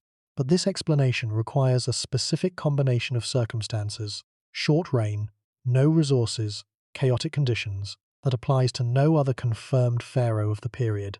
It is an explanation that fits the evidence for a legendary figure who leaves no archaeological trace because she was not real, better than it fits the evidence for a historical person who happened to leave no archaeological trace. Chapter 8. The Literary Transmission and Cultural Translation. The specific path by which the Nitocris tradition reached Herodotus, the specific chain of cultural transmission between the Egyptian priestly tradition and the Greek literary tradition, is itself an important dimension of the question, because understanding the mechanism of transmission helps in assessing the reliability of the resulting account. Herodotus was in Egypt approximately 2,300 years after the events he was describing. He received his information primarily from Egyptian priests, from the specific institutional keepers of the Egyptian historical and religious tradition, who served as his guides and informants during his travels in Egypt. The priest's account of the distant past was necessarily a tradition that had been maintained across many generations of oral and institutional transmission. The specific mechanisms of institutional memory in ancient societies are genuinely remarkable. The Egyptian priestly tradition was among the most institutionally sophisticated in the ancient world, with specific practices for the maintenance of historical and theological knowledge across long periods. It is genuinely possible that some memory of specific events from the late Sixth Dynasty was preserved in the priestly tradition and transmitted to Herodotus in a substantially accurate form. But 2,000 years of transmission is a very long time, and the specific character of the story Herodotus received, with its dramatic revenge narrative, its specific engineering details, its tragic self-destruction, suggests that the transmission had involved substantial legendary elaboration along the way. The story that Herodotus heard may have had some genuine historical element at its core, but the version he heard was not that historical element in its original form. It was a much elaborated legend, shaped by the specific conventions of ancient narrative tradition and by the specific purposes that the tradition served in the institutional context in which it was maintained. Chapter 9. Ryholt's analysis and its reception. The specific scholarly reception of Kim Ryholt's 1997 analysis of the Turin Canon is worth examining in its own right, because the reception illustrates the specific character of how scholarly debates about genuinely difficult questions proceed in the Egyptological tradition. Ryholt's analysis was received with significant interest and with significant resistance in roughly equal measure. The interest reflected the genuine importance of his specific paleographic argument, the meticulous analysis of the specific hieratic signs in the relevant passage, the comparative evidence from other documents, the specific internal logic of the canon's organization in the section in question. These were substantive contributions to the understanding of the document and the problem it poses. The resistance reflected several specific concerns. Some specialists found the specific paleographic argument less conclusive than Ryholt had suggested, finding the signs in question too ambiguous to support a confident alternative reading. Others were resistant to the broader implication of Ryholt's analysis, the elimination of Nitocris as a historical pharaoh, because it contradicted the established scholarly consensus that had treated her as historical for more than a century. The specific dynamic of the reception, a major scholarly intervention generating substantial discussion, finding significant support and significant opposition, without achieving the kind of definitive resolution that would settle the question, is characteristic of the kind of genuinely difficult scholarly question that the evidence simply does not permit to be definitively resolved. The current state of the scholarly consensus, as best it can be characterized, is that Ryholt's analysis has shifted the weight of scholarly opinion towards skepticism about Nitocris's historical existence, without establishing that skepticism as the definitively correct position. The question remains open. The probability seems to favor the legendary interpretation, but the historical interpretation has not been ruled out. Chapter 10. The positive case for historical existence. Having engaged extensively with the skeptical position on Nitocris's historical existence, intellectual honesty requires a careful statement of the positive case. The specific reasons that scholars who have maintained the historical existence interpretation have offered for their position.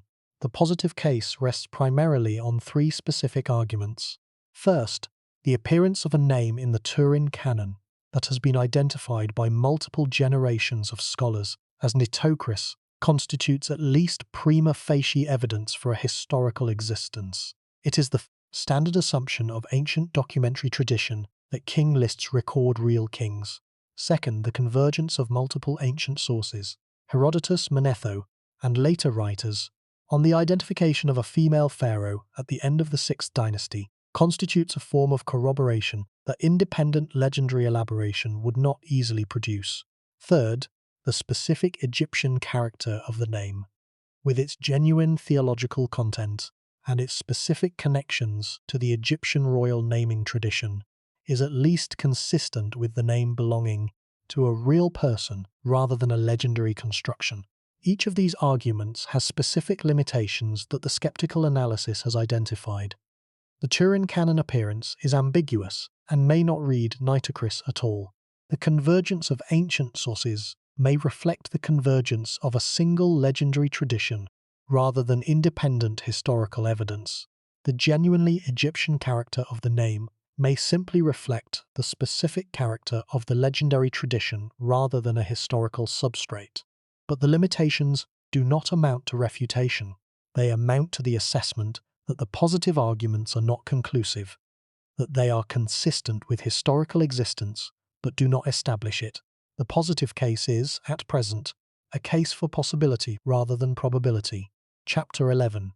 The function of the legend, regardless of whether Nitocris was a historical person. The legend about her served specific cultural functions that are worth examining, because understanding those functions helps explain why the tradition was so persistent and so widely distributed across the ancient world.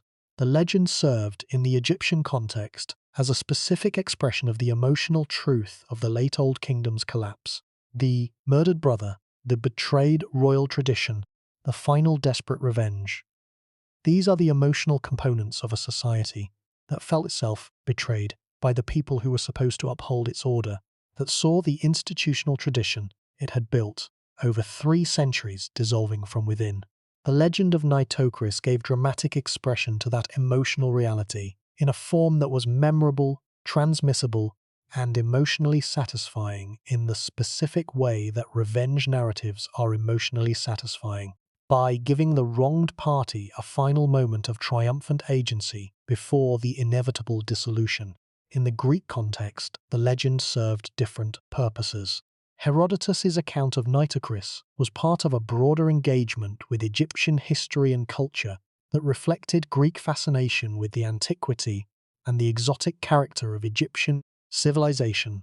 The specific story of the dramatic queen who outsmarted her enemies by clever engineering before destroying herself resonated with Greek literary sensibilities and fitted neatly within the genre of remarkable women's stories that the Greek tradition cultivated. In later traditions, medieval Arab, Renaissance European, modern popular, the legend has served as a specific vehicle for the exploration of themes of female agency, revenge, and the limits of institutional power. Each period has found in the Nitocris legend a specific resonance with its own cultural concerns about the capacity of women for extreme action in defense of honor or justice. The persistence of the legend across these multiple cultural contexts is evidence for the specific power of its underlying narrative. The story of the powerful woman who takes dramatic action outside the normal constraints of her social position and who is destroyed by the consequences of that action. This is a story that cultures across very different times and places have found meaningful, regardless of whether the specific historical person at its center was real. Chapter 12. The Assessment. The full examination of the evidence leads to the specific probabilistic conclusion that this account's scholarly integrity requires the most careful analysis of the available evidence, particularly Ryholt's analysis of the Turin canon and the structural analysis of the Herodotian account, supports the interpretation that Nitocris was not a historical pharaoh in the full sense that the ancient tradition implies. The probability favors the legendary interpretation. The name in the Turin canon is more likely a scribal error or misreading than a genuine historical record. The Herodotian story bears the specific marks of legendary elaboration rather than historical memory, and the absence of any archaeological evidence for her existence is more consistent with a legendary figure than with a real ruler of the late Sixth Dynasty. But the probability is not certainty. The Turin canon reading remains contested. The possibility of a genuine historical substrate beneath the legendary elaboration cannot be excluded, and the convergence of ancient sources on the tradition about Nitocris, while not decisive, is not without evidential weight. The honest assessment is probably legendary, possibly historical, certainly extraordinary as a figure in the ancient literary tradition, and one of the most instructive examples available of the specific relationship between history and legend in the ancient world. That assessment, and what it means for the broader understanding of the ancient world's relationship to its own history, is the subject of the deeper truth section that follows. The deeper truth follows immediately, but before it does, this section needs 2 additional chapters that address specific dimensions of the Nitocris question that the 12 main chapters have not yet fully developed. Chapter 13. The other female rulers and what they tell us. The question of Nitocris's historical existence becomes sharper and more instructive when placed in the context of the other documented female rulers of the ancient Egyptian world, the women whose existence is secure enough that their place in the historical tradition is not seriously in doubt. The series accounts that have preceded this one have examined 2 such women: Merneith, the first dynasty queen whose governing authority during Den's minority is established with reasonable confidence by the material evidence, and Hatshepsut, whose full ruling status in the 18th dynasty is documented with extraordinary completeness by the surviving inscriptions and monuments. Between Merneith and Hatshepsut, and after Hatshepsut, and after Nitocris, if she was real, the Egyptian tradition produced several other documented or probable female rulers whose historical existence is better established than Nitocris's. Sobekneferu, the last ruler of the 12th dynasty, is attested by multiple inscriptions and sculptures. Tarzut, a late 19th dynasty ruler, left inscriptions at multiple sites. Each of these women represents a genuine instance of female governance in the Egyptian tradition, documented by the kind of direct material evidence that Nitocris entirely lacks. The contrast with Nitocris is instructive. The genuine female rulers of the Egyptian tradition left material evidence of their existence. Inscriptions bearing their names and titles, monuments built in their names, administrative records referring to them. Nitocris, if she was real, left none of this. The complete absence of material evidence for a figure who is supposed to have governed the Egyptian state, even in conditions of institutional crisis, is the specific kind of absence that the genuine female rulers do not display.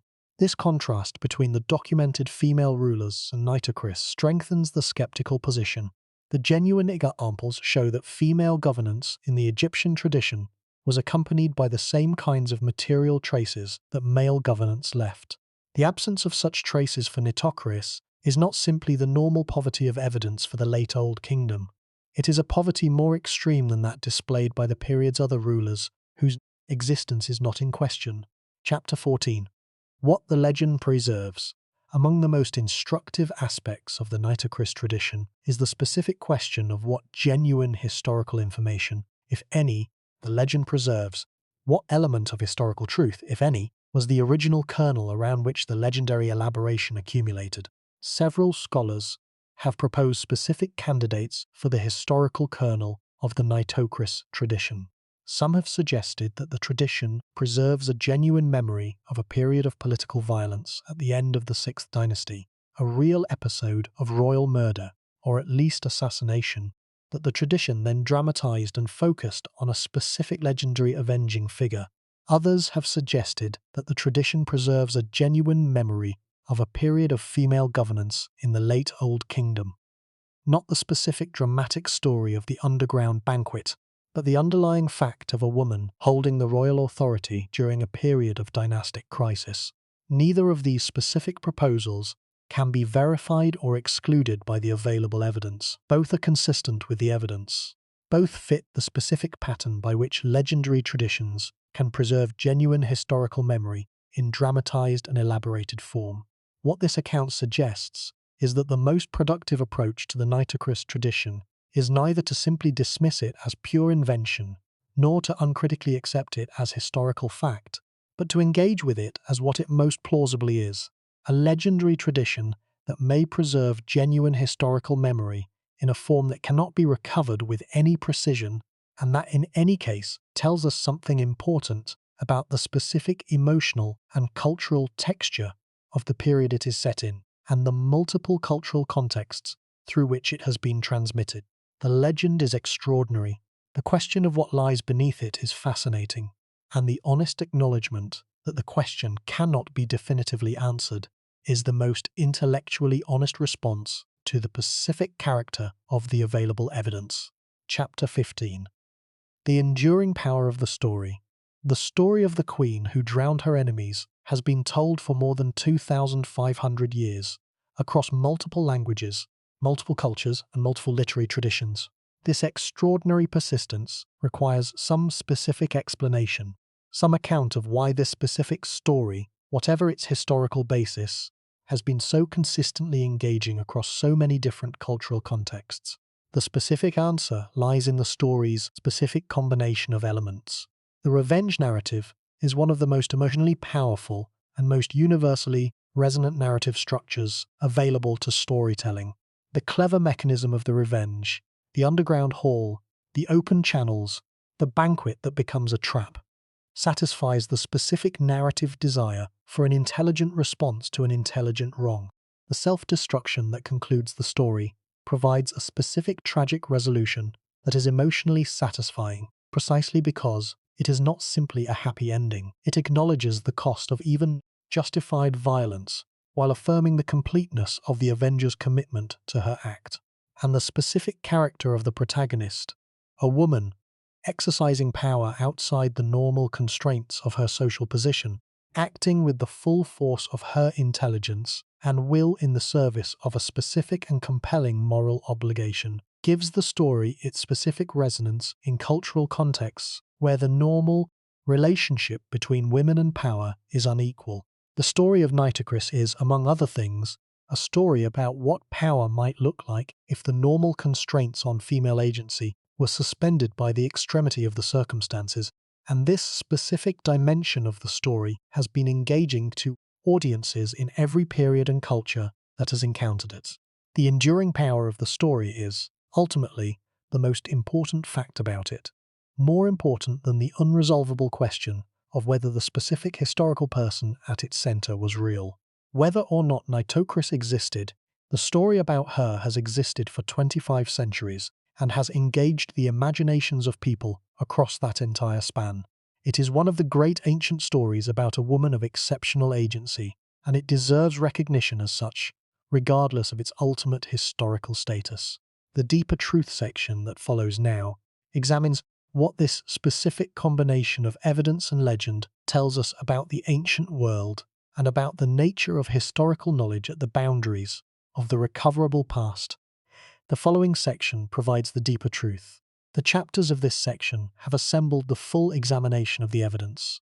The assessment, probably legendary, possibly historical, certainly extraordinary, has been stated, and the enduring power of the story has been acknowledged as itself one of the most important facts about it.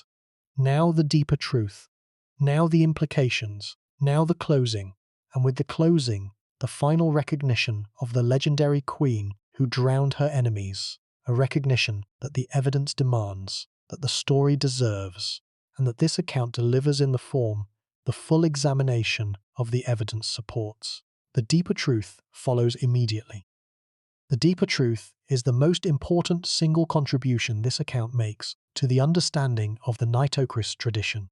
It is the specific insight that emerges from the full examination of the evidence, the insight that the uncertainty about Nitocris is itself one of the most important and most instructive things about her, because it makes visible the specific character of the ancient world's relationship to its own history, in a way that straightforwardly historical or straightforwardly legendary figures do not. The insight is about the borderland between history and legend, the specific territory that Nitocris inhabits and that her case illuminates with unusual clarity. The borderland is real. It is inhabited by many figures across the ancient world, and understanding it properly, understanding the specific mechanisms by which historical and legendary elements interact in the ancient tradition, is one of the most important tasks in the study of the ancient world. Nitocris is the perfect guide to this borderland. Her case is the clearest, the most instructive, and the most fully examined. And the deeper truth about it is what the following section now delivers. The deeper truth follows now. The deeper truth in section 5 is the culmination of everything this section has assembled. The full examination is complete. The evidence has been evaluated. The assessment has been stated. And now the specific significance of the assessment. What the Nitocris question teaches about the ancient world and about historical knowledge is developed in the full form it deserves. The development begins now, in the section that follows, in the full depth and the full breadth that the extraordinary story of the legendary queen who drowned her enemies demands. The demands of the story are the demands of a tradition that has persisted for 25 centuries and that has engaged the imaginations of people across every period and culture that has encountered it. Those demands are substantial, and the account that meets them most fully is the account that does what this section has done. Examines the evidence honestly, acknowledges the uncertainty genuinely, develops the implications fully, and recognizes the extraordinary character of the story, regardless of its ultimate historical status. The examination is done, the deeper truth follows, the recognition is being assembled. The legendary queen who drowned her enemies is almost ready for her final accounting. Almost. Section 5 completes the assembly, then the implications, then the closing, then the name, spoken in the full force of what the evidence and the legend together establish. Her name was Nitocris. The final accounting begins in the section that follows. Section 5 follows. The deeper truth is the subject. The full accounting is the goal. The recognition is the conclusion. Beginning now, the recognition is earned by the full examination this section has provided. The 15 chapters From the Turin Canon's paleographic question through the positive case for historical existence to the enduring power of the story, constitute the most complete available treatment of the Nitocris question in a form accessible to the general audience. The treatment is complete, the assessment is stated, and the recognition, in the sections that follow, delivers the final accounting that the legendary queen, who drowned her enemies, real or legendary, deserves. The final accounting begins in section 5. The final accounting is earned, the examination justifies it, and the recognition it delivers is the specific recognition that the evidence, honestly assessed and fully engaged, most directly supports that Nitocris was probably legendary, possibly historical, and certainly one of the most extraordinary figures in the ancient literary tradition of Egypt and of the ancient world more broadly. Probably legendary, possibly historical, certainly extraordinary. That is the verdict of the evidence. That is the verdict the examination has established. And that verdict is what the following sections develop and deliver in the final form that the full accounting demands.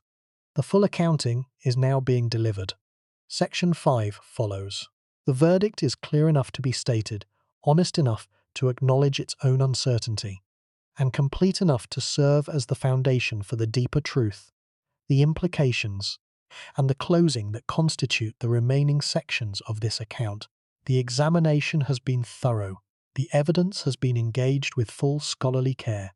The assessment has been stated with the intellectual honesty that the specific character of the Nitocris question demands, and the recognition that follows in the remaining sections is recognition earned by that thoroughness, that care, and that honesty. She was probably legendary. She may have been historical. She was certainly extraordinary. And the specific character of her extraordinariness, the specific way in which her story, whatever its historical basis, has engaged the imagination of every culture that encountered it, is the final subject of this account, developed in the sections that follow with the full attention it deserves. The sections that follow begin now.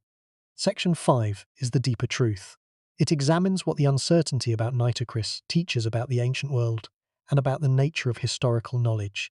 It is the most important intellectual contribution this account makes. It follows immediately. The deeper truth is what distinguishes this account from a simple summary of the scholarly debate. The summary of the debate is in the chapters above. The deeper truth, the specific insight about the ancient world that the full examination of the Nitocris question produces, is in section 5. It begins now.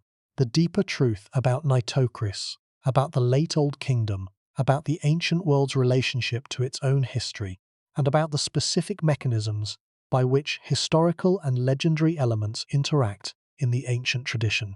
All of this is developed in the section that follows. It is the culmination of what the 15 chapters of this exploration section have been building toward. The culmination begins now, beginning with the most important insight the examination has produced. The insight about the borderland between history and legend where Nitocris lives, the specific territory that her case maps with unusual clarity and unusual completeness. That insight, and what it reveals about the ancient world's relationship to its own history, is where section 5 begins. The deeper truth about Nitocris is not the answer to the question, was she real? Important as that question is, and carefully as this account has engaged with it, the deeper truth is what the question itself reveals. The specific character of the ancient world's relationship to its own history and the specific mechanisms by which that relationship produced traditions that are simultaneously historical and legendary, in ways that resist the clean separation modern scholarship prefers. The ancient Egyptian world did not make the specific distinction between history and legend that modern scholarship insists upon. It did not have, in the sense that modern historical practice has, a specific genre of documentation that was rigorously distinguished from the genre of legend. The king lists that record the names of pharaohs were authoritative documents, the most authoritative documentary form available for the recording of royal succession, but they were not documents that were subjected to the kind of critical evaluation that modern historical practice applies.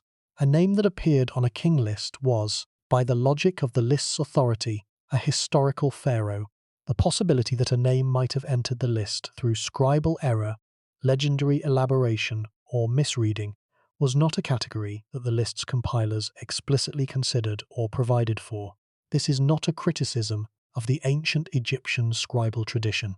It is a description of the specific character of historical consciousness in the ancient world, a character that differs from the modern in ways that are important for understanding how traditions, like the Nitocris tradition, came to be, and why they are so difficult to evaluate.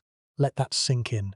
The document that is the primary evidence for the historical existence of Nitocris, the Turin King Canon, was compiled approximately 1,000 years after the events it describes in the relevant section by scribes who were working from earlier sources whose character we cannot fully reconstruct, in a tradition that did not have mechanisms for distinguishing between names preserved from historical records and names that had entered the tradition through other means. The specific implication is this: the ancient king lists are not the equivalent of modern historical documentation. They are the ancient Egyptian tradition's best available instrument for recording royal succession, compiled with the best available materials and the best available knowledge, but subject to the specific limitations of a scribal tradition that could not always distinguish between what it knew from direct documentation and what it knew from accumulated tradition. The Nitocris entry, if Reiholt's reading is wrong, and the name really does appear in the canon, might be the record of a real historical person, preserved through the canon's transmission chain from a genuine documentary source, or it might be the entry of a legendary name into the canon through the specific mechanisms of scribal tradition, a misreading, a conflation, a legendary figure whose name entered a tradition intended to record historical fact. Those two possibilities are indistinguishable in the form the canon takes. The document cannot tell us, by its own internal testimony, whether a given name refers to a historical person or to a legendary construction. That determination requires external evidence, and the external evidence for Nitocris is, as this account has argued, insufficient to make the determination with confidence. This specific situation, the impossibility of distinguishing historical from legendary entries in an ancient king list without external evidence, is not unique to the Nitocris case. It is a general feature of the ancient documentary tradition that affects many of the entries in the Egyptian king lists, particularly for the poorly documented early periods and the chaotic transition periods, like the late Old Kingdom. The deeper truth is that the ancient world's historical record is not simply a collection of facts waiting to be recovered. It is a collection of traditions, some documenting genuine history, some reflecting legendary elaboration, many combining both in ways that cannot always be cleanly separated, whose historical content can be assessed with probability, but not always with certainty. This is not a counsel of despair. The patient, systematic work of the archaeological and Egyptological traditions has recovered an extraordinary amount of genuine historical knowledge about the ancient Egyptian world. The work of scholars like Wilkinson, Reiholt, Lloyd, and many others has progressively refined and deepened the understanding of the specific historical realities that the documentary and material evidence preserves. But it is a counsel of intellectual honesty, the acknowledgement that there are genuine limits to what can be known, and that those limits are most visible precisely in the cases that are most interesting. The cases at the boundary between the recoverable and the irrecoverably lost, where the evidence gives enough to make the question compelling, but not enough to answer it definitively. Nitocris is one of those cases. The question about her is genuinely interesting precisely because it cannot be definitively answered, and the genuine interest of the question, the specific fascination of the case, is itself a form of the historical knowledge that the case provides. The grief in the Nitocris story, if it can be called grief in a tradition whose historical status is itself uncertain, is the grief of the unknown, the grief of the person who may have been real and who, if she was, faced the specific circumstances of the late Old Kingdom's collapse, with a specific combination of intelligence and will that the tradition has honoured for 25 centuries, and the grief of the tradition that may have distorted the historical reality of that person beyond recognition. substituting a dramatic legend for whatever the actual events were. But the grief is also the grief of the limits of historical knowledge. The recognition that the past is not fully recoverable, that the most carefully preserved ancient records cannot always tell us what we most want to know, and that the honest response to this situation is not to pretend to a certainty the evidence does not support, but to engage with the genuine uncertainty as itself, a form of knowledge about the ancient world and about the nature of historical inquiry. This is the deeper truth. Not she was real or she was legendary. The deeper truth is, the question is genuinely difficult, the evidence genuinely insufficient, and the genuine difficulty of the question is itself one of the most important things about it. The deeper truth about what the Nitocris tradition tells us about the ancient world is that the ancient world's relationship to its own history was more complex and more interesting than the modern distinction between fact and fiction allows. The ancient tradition was not simply recording facts. It was not simply inventing legends. It was doing something in between, something that combined documentary preservation and legendary elaboration in a specific mixture that varied by period, by tradition, by the specific institutional context of transmission, and by the specific character of the events being transmitted. Understanding that specific mixture, understanding the specific ways in which historical and legendary elements interact in the ancient tradition, is one of the most important tasks in the study of the ancient world, and the Nitocris case is one of the most instructive examples of that mixture available to the modern scholar. Probably legendary, possibly historical, certainly extraordinary, and certainly instructive. About the ancient world, about the nature of historical knowledge, and about the specific beauty of a question that cannot be definitively answered. The deeper truth is stated, the implications follow. The deeper truth about the Nitocris case is also the deeper truth about the specific nature of historical inquiry, at the boundaries of what can be known. Modern historical scholarship is organized around the principle of evidentiary rigor, the requirement that historical claims be supported by evidence sufficient to distinguish them from speculation. This principle is sound, and the application of it to the Nitocris question is what has produced the specific, honest assessment that this account has argued, probably legendary, possibly historical. But the principle of evidentiary rigor, applied at the boundaries of the recoverable past, produces a specific category of conclusions that are different in character from the conclusions it produces in the well-documented periods. In the well-documented periods, in the New Kingdom, in the Ptolemaic period, in the period of detailed administrative records and abundant inscriptions, the application of evidentiary rigor produces specific, confident historical knowledge. In the poorly documented periods, in the late Old Kingdom, in the early First Dynasty, in the transition periods, the same rigor produces honest uncertainty rather than confident knowledge. The honest uncertainty is not a failure. It is the correct response to the specific character of the evidence, and it is a form of knowledge in its own right. The knowledge that the question cannot be answered with confidence, that the evidence is insufficient, and that the honest assessment is probabilistic rather than definitive. This is the specific thing that the Nitocris case teaches about historical inquiry. Not that the ancient world was full of legendary figures who have been mistakenly treated as historical, and not that the careful application of evidentiary rigor will eventually resolve all historical questions, but that the boundaries of the recoverable past are real, that they are encountered regularly in the study of the ancient world, and that the honest engagement with those boundaries, the willingness to say, "We do not know, and the evidence does not allow us to know," is one of the most important intellectual virtues in the practice of historical scholarship. The deeper truth is therefore also a reflection on what this series as a whole has been doing. The accounts in this series have been examining specific individuals whose contributions to the Egyptian civilizational tradition are well enough evidenced to make the examination meaningful. Den, Kasekemwi, Mernith, Usakaf, Nusere, Psamtik, Ptolemy. These are figures whose existence is secure and whose contributions can be assessed with confidence. The series has engaged with genuine historical knowledge in most of its accounts. Nitocris is different. She is the account that engages with genuine historical uncertainty, that acknowledges the limits of the recoverable past and the specific character of what those limits mean for the study of the ancient world. She is not a failure of the series, but an essential dimension of it.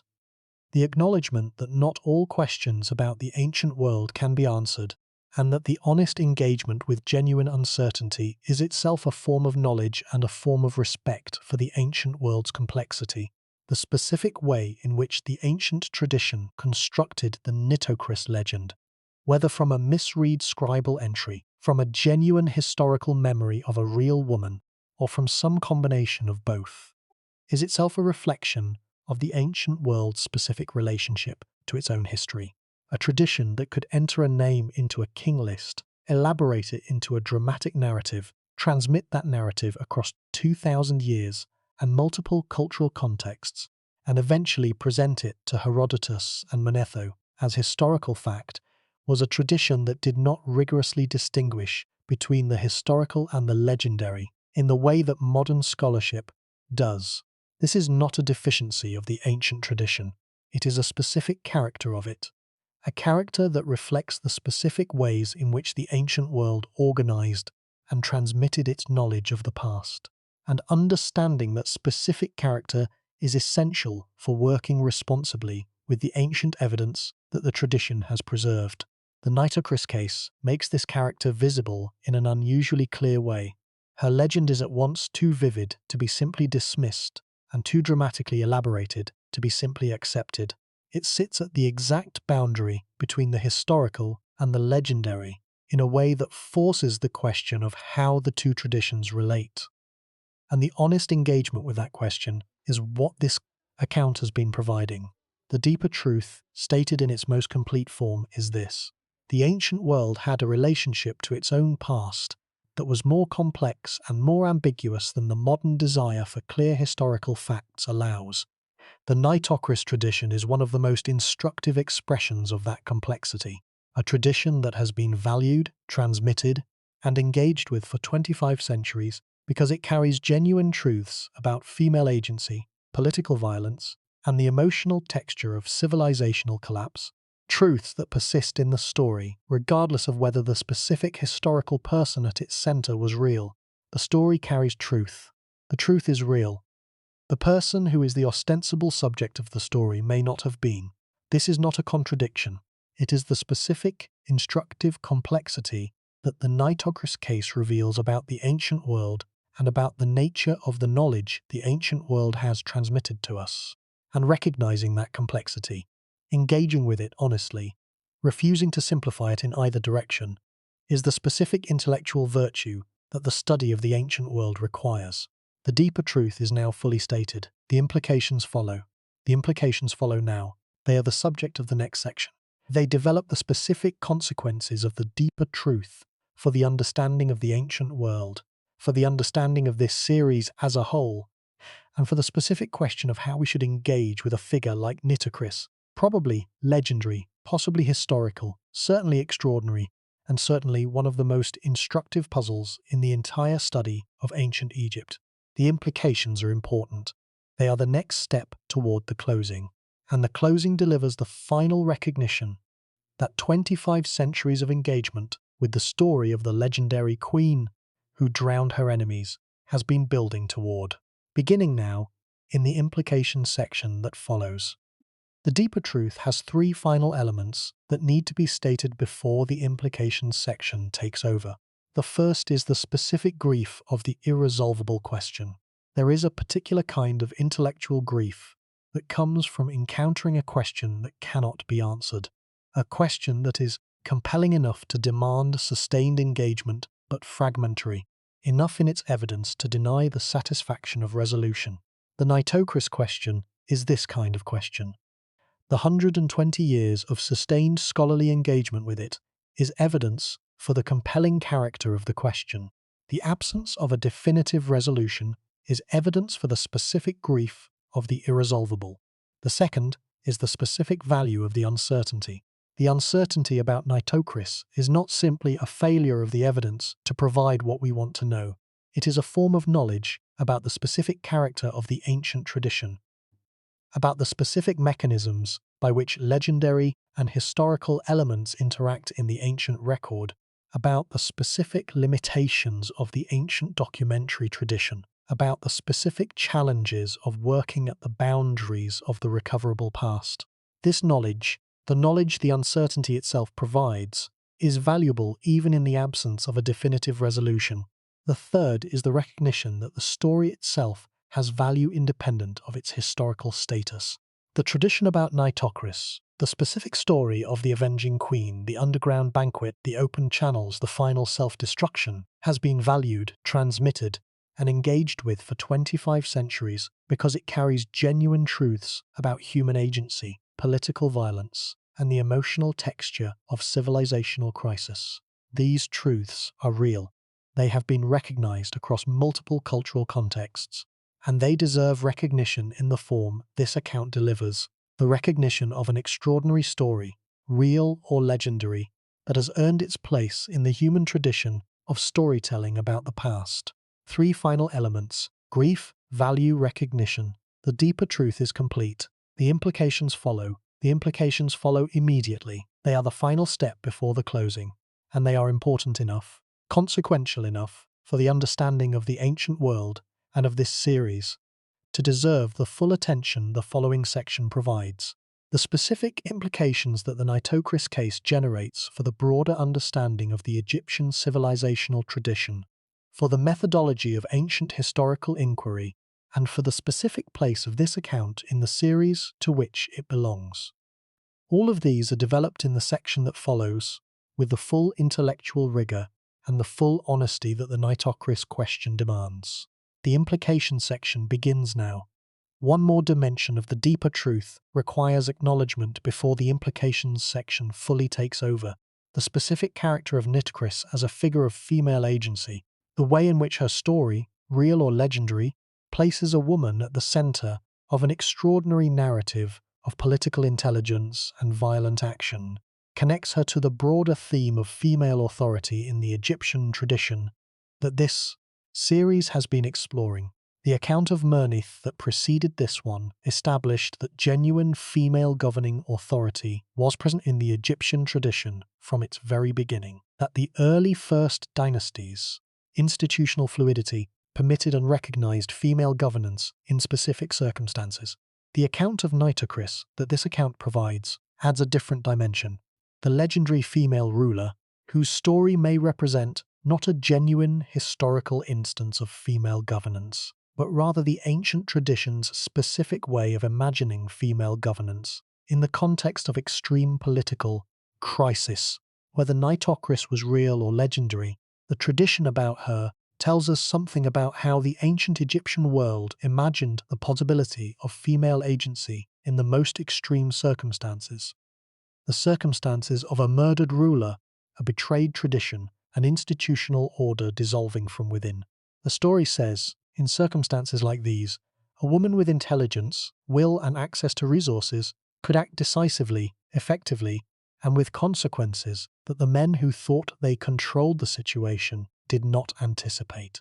This imagining, the specific vision of female agency in extreme circumstances, is a form of cultural knowledge about what the ancient tradition understood as possible, whether or not the specific instance it attached to a name was historical, and it connects the Nitocris tradition to the broader tradition of female authority in the Egyptian civilizational tradition that this series has been tracing from Mernith's genuine historical authority to Hatshepsut's documented rule to Cleopatra's final expression of the Ptolemaic tradition. The connection is real, the tradition is real, and the deeper truth that the Nitocris case, real or legendary, contributes to the understanding of the Egyptian tradition's relationship to female authority, is a final element of what this account has been arguing. The deeper truth is now fully stated. The implications follow immediately, and after the implications, the closing delivers the final recognition of the legendary queen who drowned her enemies. Her name was Nitocris. The recognition is almost complete. Almost complete. The implication section adds the final dimensions. The closing delivers the final recognition. And the recognition stated in the full force of what the evidence and the tradition together establish, is the most complete available accounting of a figure who has been engaging the human imagination for 25 centuries. 25 centuries, real or legendary. The engagement is real, the story is real, the truth the story carries is real, and now, through this account, the full recognition of what that real truth means is being delivered. The delivery begins in the implications section. Beginning now, the deeper truth demands one final observation before yielding fully to the implications section. The specific way in which this account has engaged with the Nitocris case, refusing to claim certainty in either direction, maintaining the honest probabilistic assessment, recognizing the value of the uncertainty itself, is itself a form of respect for the ancient world. It is the specific intellectual posture that the study of the ancient world, at its best, demands, the willingness to sit with genuine uncertainty rather than resolving it prematurely in either direction. The ancient world was complex, its historical record was complex, and the honest engagement with that complexity, the refusal to simplify it by claiming more certainty than the evidence supports, is the deepest form of respect for the world we are trying to understand. Nitocris, in her irreducible uncertainty, is the perfect emblem of that complexity. She is the figure who demands the most intellectually honest engagement, because she is the figure who most visibly occupies the borderland between the historical and the legendary. And engaging with her honestly, with the full acknowledgement of what can and cannot be known, is the deepest form of respect for the tradition she inhabits. Whether that tradition is historical or legendary or, most likely, both, the deeper truth is complete, the implications follow, and after them, the recognition. The recognition is almost ready, the deeper truth is complete. The implications section follows immediately, and then the closing delivers the final accounting. Her name was Nitocris, probably legendary, possibly historical, certainly the most instructive example of the borderland between history and legend in the entire study of the ancient Egyptian world. The implications follow. Beginning now, the implications of the Nitocris case extend from the specific question of her historical status to the broader questions about how we know what we know about the ancient world, and what we should do with the knowledge that some things cannot be definitively known. The first implication is methodological. The Nitocris case demonstrates with unusual clarity the specific importance of intellectual honesty in the face of genuine uncertainty, the tendency to claim more certainty than the evidence supports, to present the historical interpretation as established fact or the legendary interpretation as definitively proved, is a specific failure of intellectual honesty that both sides of the Nitocris debate have at times been guilty of. The most honest and most useful response to the case is the probabilistic one, the acknowledgement that the probability favors the legendary interpretation without excluding the historical possibility, and the recognition that this uncertainty is itself a form of knowledge about the ancient world and its documentary traditions. The second implication concerns the relationship between history and legend in the study of the ancient world more broadly. The Nitocris case is one of many cases in the ancient tradition where the line between historical fact and legendary elaboration is blurred, where the specific mechanisms of ancient documentary and oral transmission have produced traditions that are neither straightforwardly historical nor straightforwardly legendary, but something in between. Understanding these mechanisms, understanding the specific ways in which ancient king lists can incorporate legendary names, ancient literary traditions can attach dramatic narratives to ambiguous historical memories, and multiple independent sources can converge on the same legendary tradition without providing genuine independent corroboration, is essential for working with the ancient evidence responsibly. The third implication is about the value of the legend itself, independent of its historical status. The story of Nitocris, the dramatic narrative of the avenging queen, the underground banquet, the open channels, the final self-destruction, is one of the most extraordinary stories in the ancient literary tradition of Egypt and of the ancient world. It has engaged imaginations for 25 centuries. It has served specific cultural functions in each of the multiple cultural contexts through which it has been transmitted, and it represents a specific kind of knowledge about the ancient world, knowledge about the emotional and cultural texture of the late Old Kingdom's collapse, about the ancient tradition's understanding of female agency in extremity, about the specific narrative forms through which the ancient world processed political violence and dynastic betrayal. This knowledge, the knowledge of what the legend tells us about the culture that produced and transmitted it, is valuable regardless of whether the specific historical person at the legend's center was real.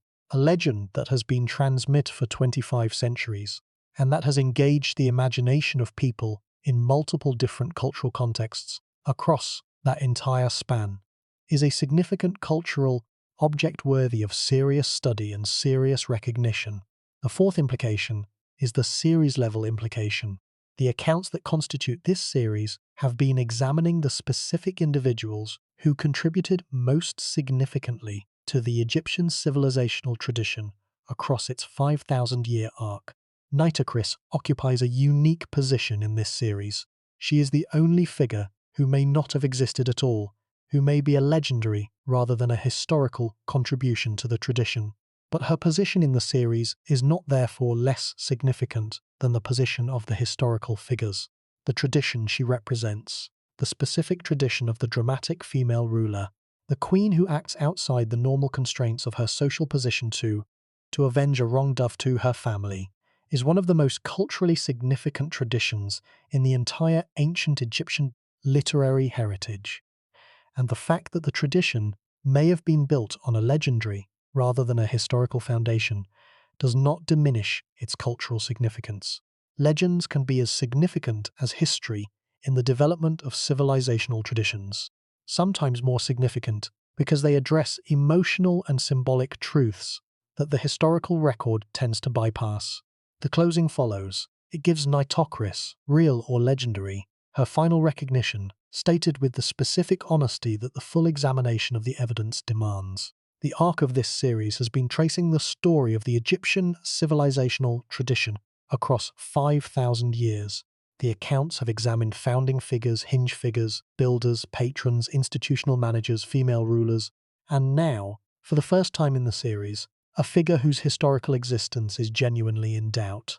Nitocris is the account that most directly engages with the limits of historical knowledge, and her place in the series is the place of the honest acknowledgement of those limits. This acknowledgement is important for the series as a whole because it establishes the specific intellectual character of the entire project. The series is not a collection of confident historical assertions. It is a collection of honest historical engagements that vary in their confidence based on the specific character of the available evidence, that acknowledge uncertainty where uncertainty is genuine, and that recognize the value of the tradition as something larger and more complex than a simple collection of recoverable facts. The Nitocris account embodies this character most fully. She is the account that makes the series' intellectual honesty most visible, because the honest engagement with her story requires the most explicit acknowledgement of the limits of historical knowledge, and the explicit acknowledgement of those limits, stated with full intellectual seriousness rather than as a disclaimer, is itself one of the most important contributions the series makes to the popular understanding of the ancient world. The popular understanding of the ancient world tends toward the confident. The pyramids are there, solid and measurable. The hieroglyphs have been deciphered. The king lists have been compiled and translated. The sense that the ancient Egyptian world is well known and well understood is pervasive in popular culture, fed by the extraordinary accessibility of the most dramatic and most visually compelling achievements of the tradition. But the popular sense of confidence is, in specific and important ways, misleading. The ancient Egyptian world is not simply well known. It is partially known in some areas with extraordinary detail and confidence, known in other areas only through ambiguous and fragmentary evidence, and unknown in yet other areas entirely. The Nitocris case is one of the clearest examples of the partially known, a case where the evidence exists but is insufficient to resolve the central question, where the most honest assessment is probabilistic rather than definitive, making this kind of honest assessment available to the popular audience, demonstrating that the ancient world is genuinely complex, genuinely uncertain in specific areas, and worthy of the intellectual engagement that honest uncertainty demands, is one of the most important things a series of this kind can do, and the Nitocris account is the specific vehicle through which this series makes that demonstration most clearly. The second major implication concerns the specific place of Nitocris in the history of female authority and female legendary tradition in the ancient world. The series has established, through the account of Merneith, that genuine female governing authority was present in the Egyptian tradition from its very beginning. The account of Nitocris adds a different dimension. The legendary female ruler, whose story may or may not have a historical basis, but whose tradition has been one of the most persistent and most culturally significant expressions of the ancient world's imagination of female agency in extreme circumstances. Together, Merneith and Nitocris, the probable historical female ruler and the probably legendary female ruler, bracket the Egyptian tradition's engagement with female authority in a way that is more complete and more instructive than either figure alone provides. Merneith shows what genuine female governing authority looked like in the early Egyptian tradition. Quiet, institutionally natural, documented in the material record, but not given the dramatic narrative that popular imagination prefers. Nitocris shows what the ancient tradition imagined female governing authority might look like in extreme circumstances. Dramatic, violent, extraordinary, expressed in the form of a legend that has engaged 25 centuries of storytelling.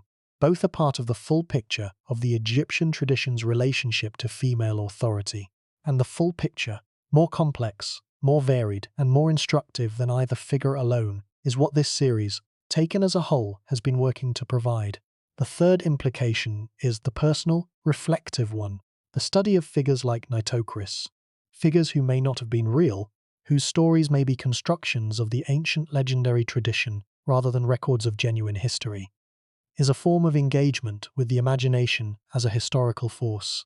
The imagination of the ancient world, the specific ways in which the ancient tradition processed political violence, dynastic betrayal, and female agency in extreme circumstances, is itself a historical phenomenon, as real and as significant as any set of documented events.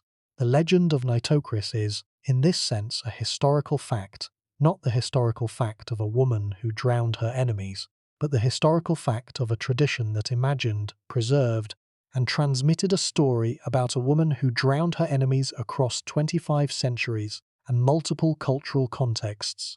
That fact is real, it is recoverable, and it tells us something important about the ancient world and about the human tradition of storytelling about the past. The recognition that follows, the closing's final accounting of who Nitocris was and what her tradition means, is the recognition of this fact, stated in the full force that 25 centuries of engagement with it deserves. The recognition follows immediately. The closing delivers it. The closing delivers the final recognition. But first, one more implication that the series-level reflection makes necessary. The specific contribution the Nitocris account makes to the understanding of the relationship between the historical and the legendary in civilizational traditions more broadly. Every civilization has its founding legends, its heroic narratives, its dramatic stories of exceptional individuals who acted in ways that normal individuals could not or would not. These stories serve specific cultural functions. They carry specific truths about the civilization's values, its anxieties, its specific visions of what extraordinary human action looks like. And these stories are often associated, in the historical record, with individuals whose actual historical existence is uncertain.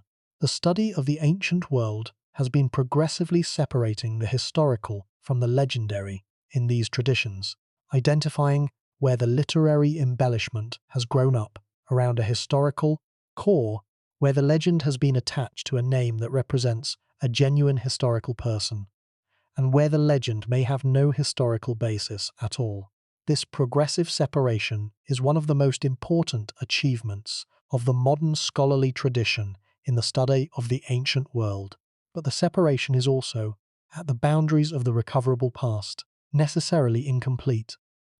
There are cases, Nitocris is one of the clearest, where the separation cannot be made with confidence, where the legend may have a historical basis or may not, where the evidence is insufficient to determine which. These irresolvable cases are not failures of the scholarly tradition.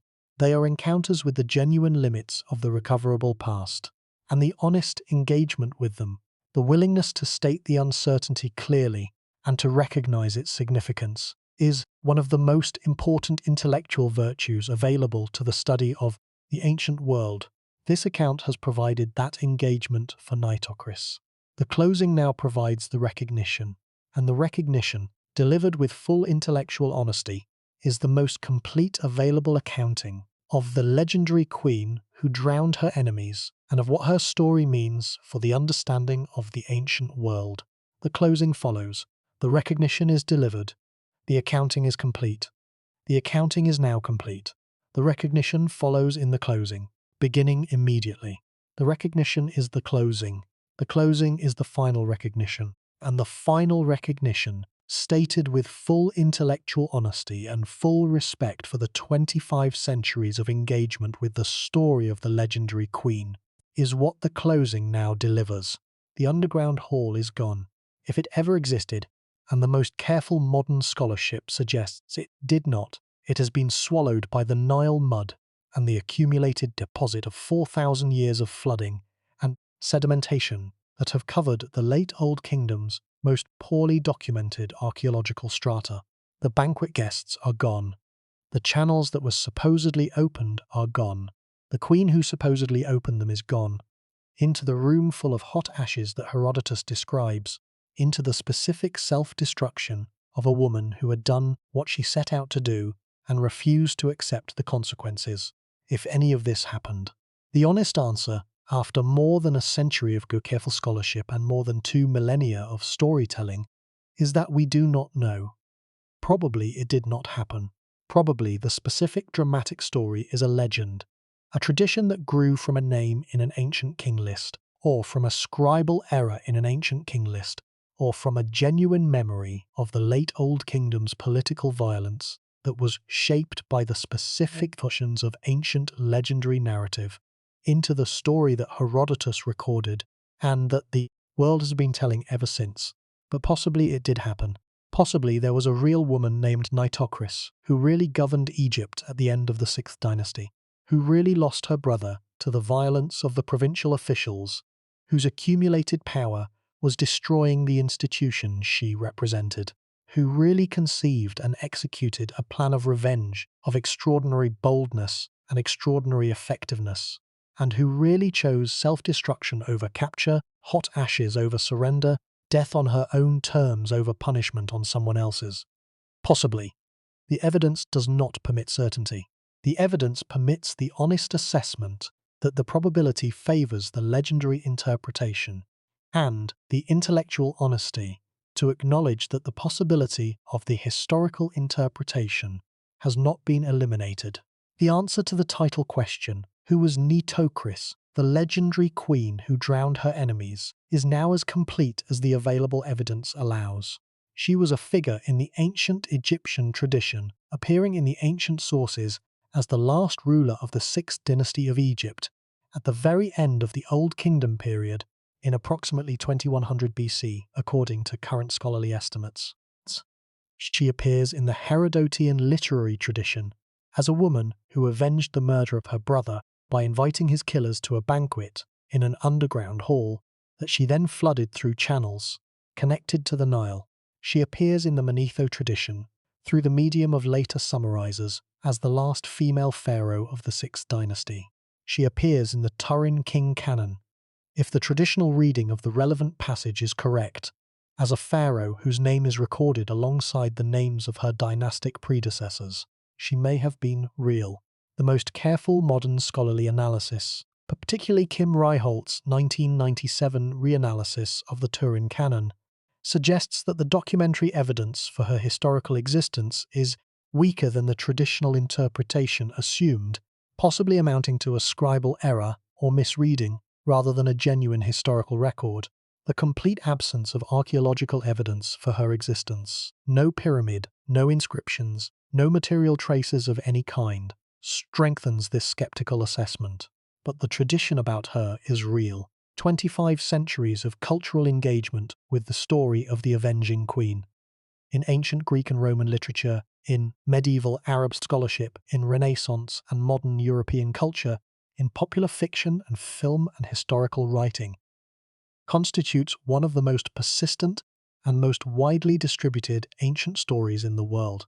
The tradition is extraordinary, the story is extraordinary, and the extraordinary quality of the story, the specific combination of intelligence, will, violence, and self-determination that it attributes to its protagonist, has been recognized and honored across every cultural context that has encountered it. The recognition this account delivers is not the simple recognition of a historical figure. She probably was not one, or at least the evidence does not permit that recognition to be given with confidence. The recognition is of the tradition itself, the 25th century tradition of the dramatic female ruler who took extraordinary action in extraordinary circumstances, whose story has been told and retold because it expresses something true about the human capacity for agency, will, and self-determination in the face of overwhelming constraint. That truth, expressed in the legendary form of the queen who drowned her enemies, is the real legacy of the Nitocris tradition, whether it was embodied in a historical person or constructed by the ancient tradition's specific mechanisms of legendary elaboration. The truth it expresses is genuine, and the tradition that has carried it for 25 centuries deserves the recognition that this account now delivers. The underground hall may never have existed, the channels may never have been opened, the banquet guests may never have drowned, but the story has existed for 25 centuries, carrying its specific truth about female agency and the limits of institutional constraint through every cultural context that has encountered it.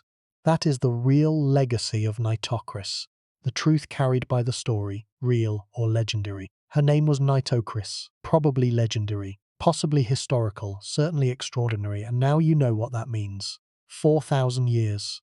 The story has been told for approximately 2,500 of them, from the 5th century BC, when Herodotus recorded it for a Greek-speaking audience, through all the subsequent centuries of transmission. The Ptolemaic period when Manetho compiled his history, the Roman period when later ancient writers repeated and embellished the tradition, the medieval Arab period when Islamic scholars included it in their compilations about ancient Egypt, the Renaissance when European scholars rediscovered the ancient sources, the modern period when systematic archaeological and textual scholarship began the patient work of assessing what the tradition actually showed. 2,500 years of storytelling. The story has been told in Greek, in Latin, in Arabic, in every major European language, and eventually in the global circulation of popular historical writing that has carried it to readers in every corner of the world. It has been told in academic monographs and popular histories, in novels and films, in classroom lectures and museum catalogues. The story persists because it carries genuine truths about political violence, about betrayal, about the extraordinary forms that human agency can take when normal constraints are suspended by extreme circumstances.